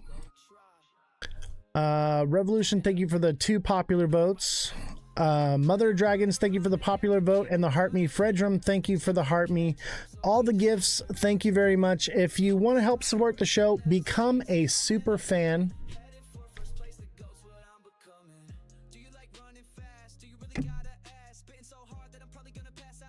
And of course, Bitcoin and Doge. I don't know if Doge has much of a future, man. Maybe because of like Elon, maybe he uses it with X platform. Go out further, it's done. I agree. We're toasty to the mosty. So no Ethereum all-time high this year. Ethereum hit an all-time high, didn't it? You can hit the pen now. No, I can't. Can you? You have to put it for 18 and over if you hit the pen. I have to shut off the camera. So I'm calling bear market, just to clarify. No, I'm saying that there's a possibility of an extended cycle into next year, but more than likely I'm calling for the bear market. Yeah.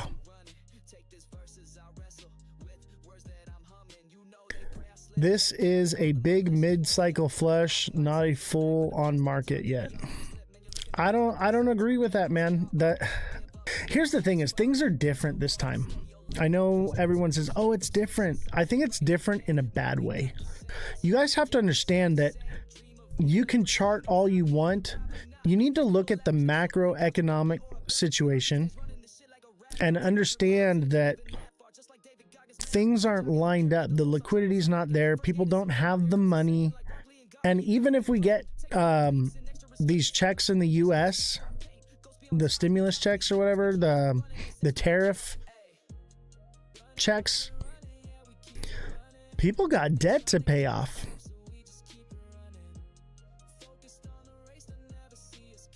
The integration of AI is what you're seeing. I agree with that 100%. And with AI coming in, you're going to see a lot of AI bots scalping.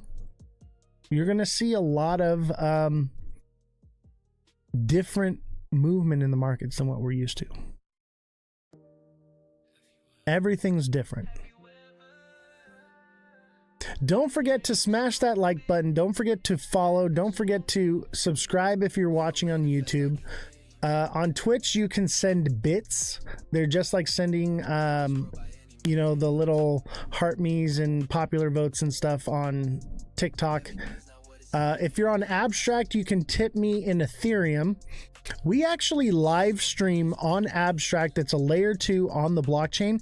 So we are actually one of the very few that live stream on blockchain. What other creator do you know has a podcast and is live streaming on the blockchain?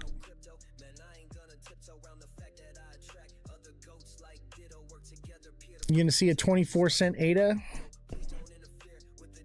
Let's take a look.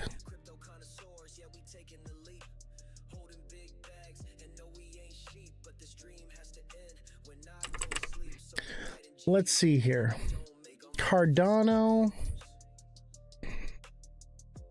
What do I see? You guys want some free A on Cardano? What did you say? 24 cents? Yeah, 24 cents is possible. Yeah, that's like the bottom.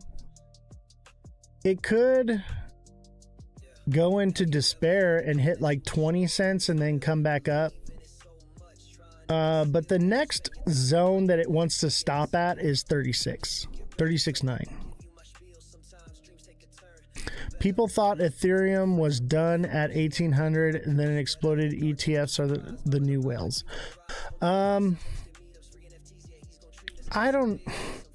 ETFs is going to stabilize the market. All right. All the markets look like they gave up on life. Oh my God. Hey, Revolution starts now. How are you doing, Jesse? It's good to see you. Brandon, thank you for the boxing gloves ×2. Appreciate it. Don't forget to send in your daily heart me. Let's see here. How are we doing on our heart me goal? We've got halfway through our heart me's. We need 5 more heart me's. Shelly, what is going on? I see you on YouTube. Welcome. You know, if you're not watching on YouTube, watch on TikTok. What's the next XRP hype? The next XRP hype is going to be ISO 222 in November 22nd, and it's going to be very lackluster, and a lot of people are going to lose a lot of money over it. That's what's going to happen. People forget it's just crypto stocks taking a hit. Seems like institutions took profits. Exactly. I took profits in January. I've been buying crypto for a long time. There's so many people that got in so early that they're gonna take profits. It's gonna keep the prices down. Macro is risk off and liquidity is leaving crypto, so expect a chop and a downside pressure deep flush. Absolutely. The dollar is actually strong right now. Crypto does better when the dollar is weak. So expect the bear market. Why are people so gung-ho about XRP? Oh, because it's a cult, man. It's a bunch of influencers that were saying crazy things this cycle.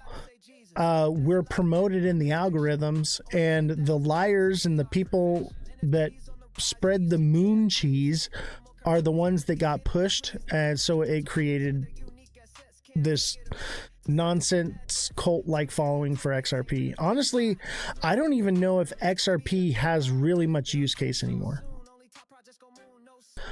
BlackRock dumped to make numbers look good as far as tax purposes. They won't buy again until January 1st. I think they may not buy till later on. And for those of you watching on YouTube, thank you for the likes. I see those likes coming in. And don't forget to smash that like button, subscribe to the channel, share the show with your friends, share with everyone you know, every single person you know. Send in a daily heart me. Brandon, thank you for the heart me and the 2 boxing gloves. Thank you for all the gifts everyone's sent, Shelly, your message was retracted.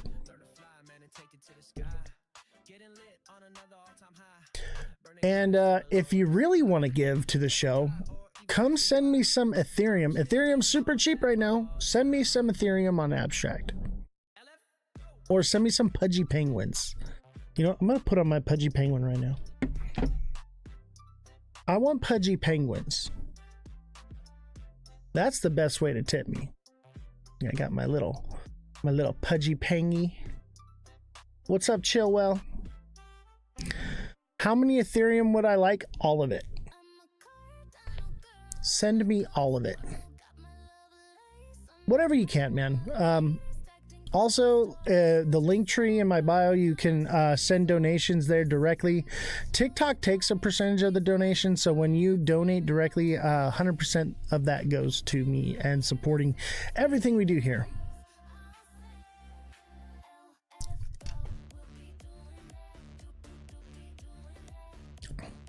Yeah, TikTok taxes crazy, but you know what? If you become a super fan on TikTok, I get 70% of that revenue. So become a super fan on TikTok.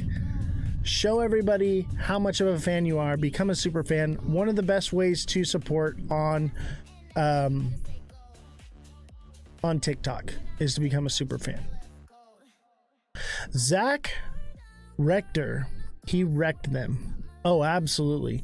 Him and what's that other guy? Josh used to talk about him all the time. I can't remember his name now. That's how little I care. Is Zach Rector Crypto Psycho? Is that who you're talking about? Jake Claver, that's the guy. Golly, man. These guys with their crazy numbers, throwing it out there, their wild pipe dreams. That's why XRP went so crazy.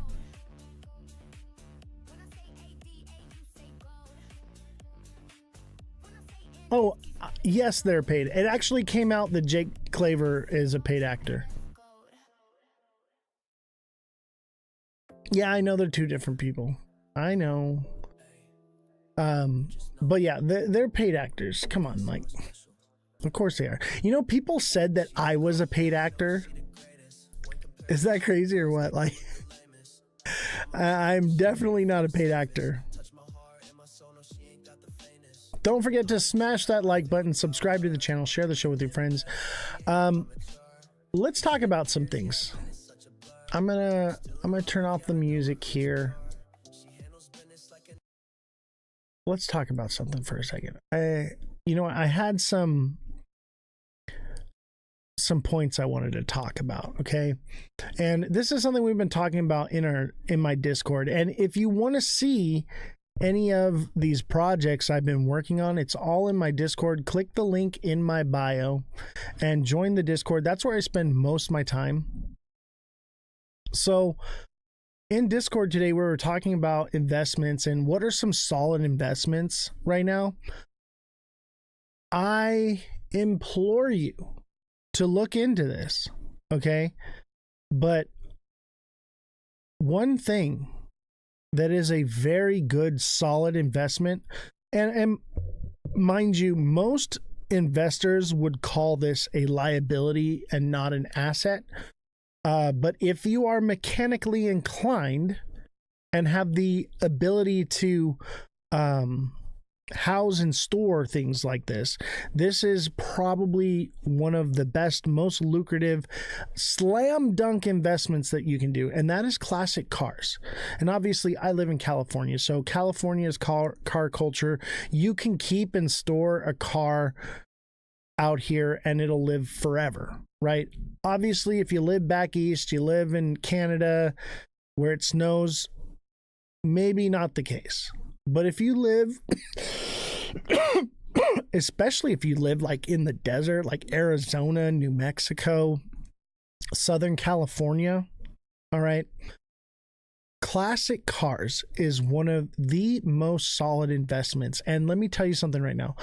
There are tons and tons of people that have been buying classic cars and hoarding them, and they have like these junkyards, and like they sell parts and they sell bits and pieces of it, and they just have these massive graveyards. Okay. And there's actually a video of this in my Discord. Actually, maybe I should pull it up. Let me talk about it first.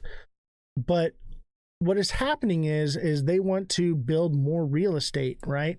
So these land plots that people have where they have all these classic cars, what they're doing is they're not making any money off of them right now because the market is dead, right? So they're like giving away these cars right now. They paid way too much a long time ago, and they're basically giving these cars away. And the reason,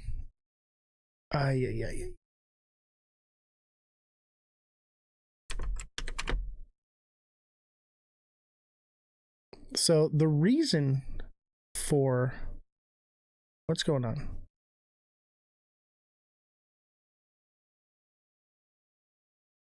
So we're going to watch this in a second here, okay? What's going on is people, just like in this story here, and this is just one case, but this is happening on a massive scale. And what you're going to see is you're going to see an influx of classic cars for sale, junkers like this, which is what people actually want. People do not want to buy a $170,000 fully restored vehicle. They want to buy something like what this guy has right here. They want, an old restoration project so that they can build it themselves. The hobbyists of this community are running out of projects. Okay. Well, the market is about to flood with tons of these projects, right? And you're going to be able to get them for basically free or a few $100. Okay. And if you can store it and keep it from rusting, you're going to make a lot of money 5-10 years down the road. Okay. So let's listen to this guy's story and what's happening so that you guys can understand why. And the same thing actually happened when they did Cash for Clunkers in California. And late model vehicles became very highly sought after and became very valuable. And which also makes those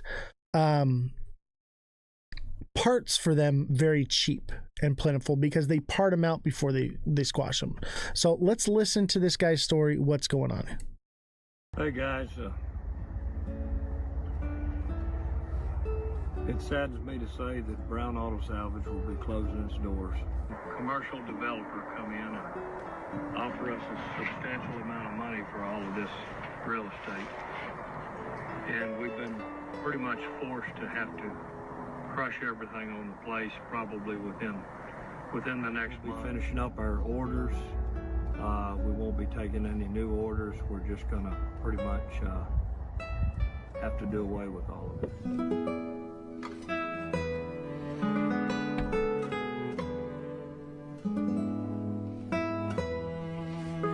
Look at that massive graveyard.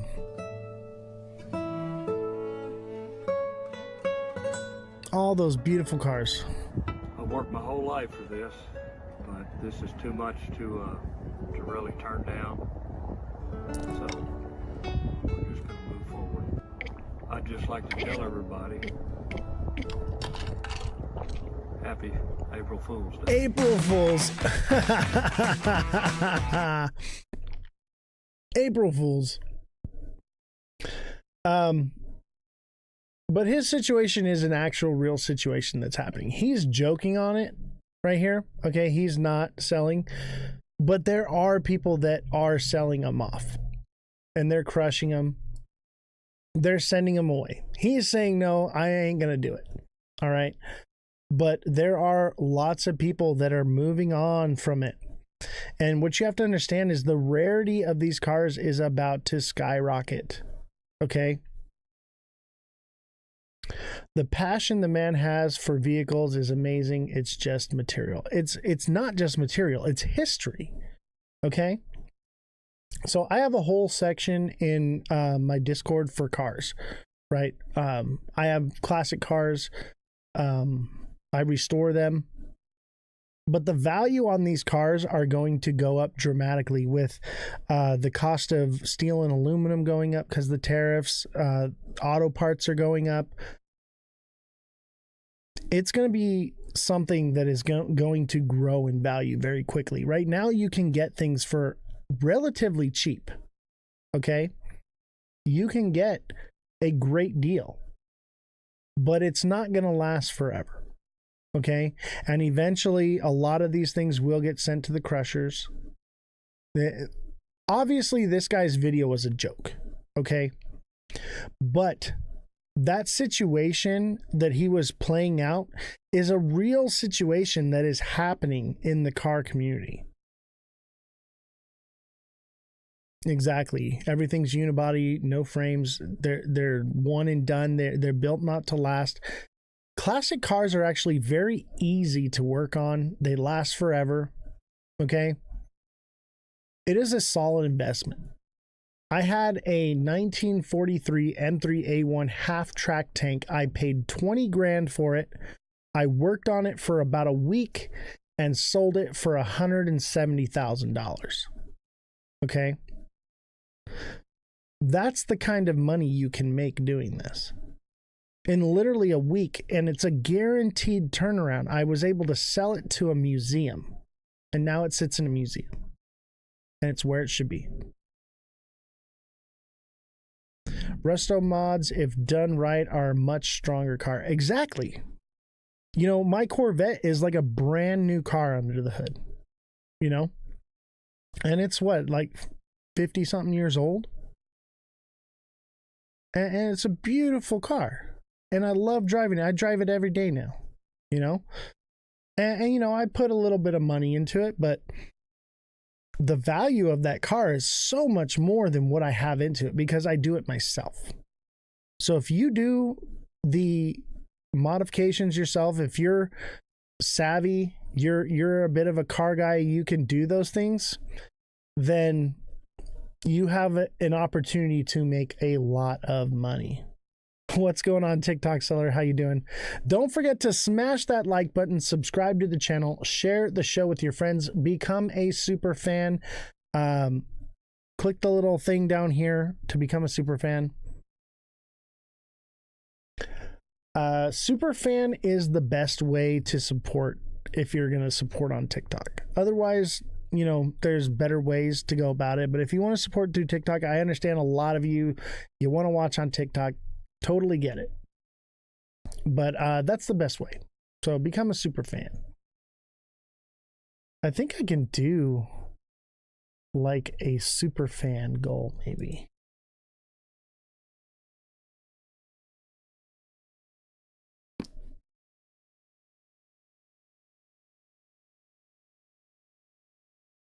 Let's see here. Let's put on some music again, huh?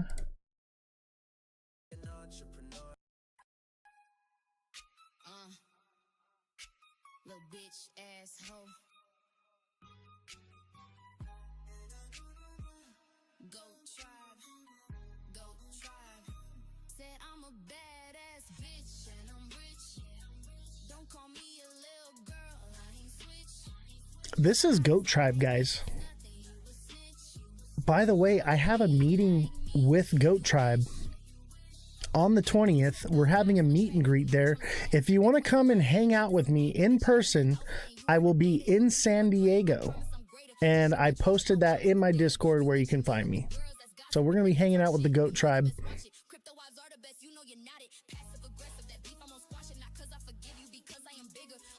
Look at Ada. Ada to 23 cents possibility. But that's like a long time from now. That would be like after November of next year.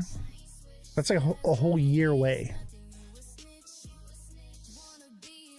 Josh, the fourth turning says otherwise. Fourth turning says we're coming down.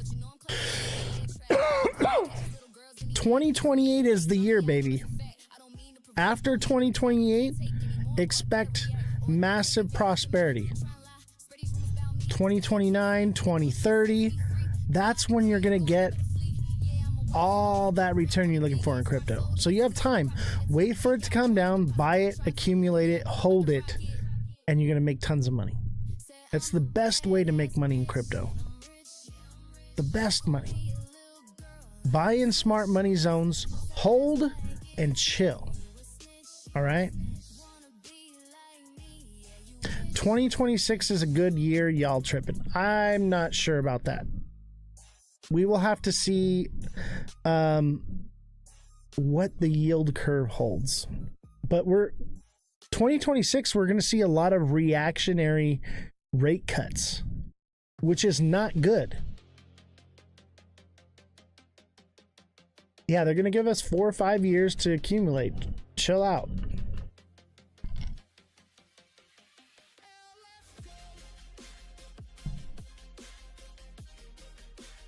Everybody who's thinking that it's all happening right now and there's no time and you gotta buy now where it's gonna happen, those are the people that get wrecked. All right? Be patient. Wait for the right time. All right? That's when good things happen.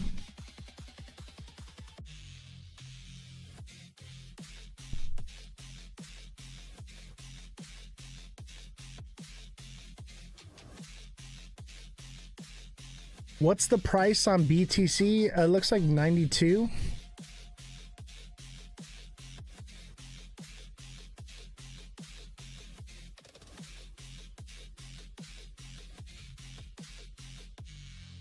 We shall see. Generally, when you get a long wick like this, it wants to retrace it. Let's look at XRP, for instance.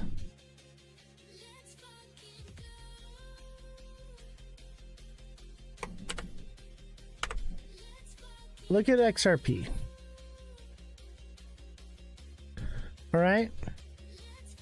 You get this long wick right here. We retrace it. And it even falls below it sometimes, right?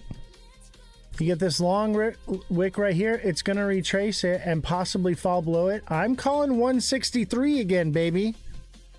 163 is going to be a good buy price for XRP. It would probably from there send back up to $2 and then come back down. I'm not a shadow anymore. No, I am back, baby. We are still early. Exactly, Shelly. Thank you. We are so early. Chill out. It is not happening right now. Chill out, Josh. There is time. You have time. Man, how about the viewership today? Everything is looking really good. Don't forget to hit the like button. Everybody start tapping the screen like crazy. Tap away. Show your support. Send in your heart me's. Send in your gifts. Help me reach this heart me gift here. We need 4 more heart me's. How's Jessie doing? She's good. She was actually in the chat for a short little time there. I don't know where she is now. But yeah, Jessie was in the chat for a little bit. Jessie will be back. I don't know when. Oz, if you and financial advice to your live, they don't restrict it. They're not restricting anything. None of this is financial advice. This is news. This is information. I'm not going to tell you when to buy, when to sell. That's up to you. What I'm telling you is what happens. I understand economics and how things work.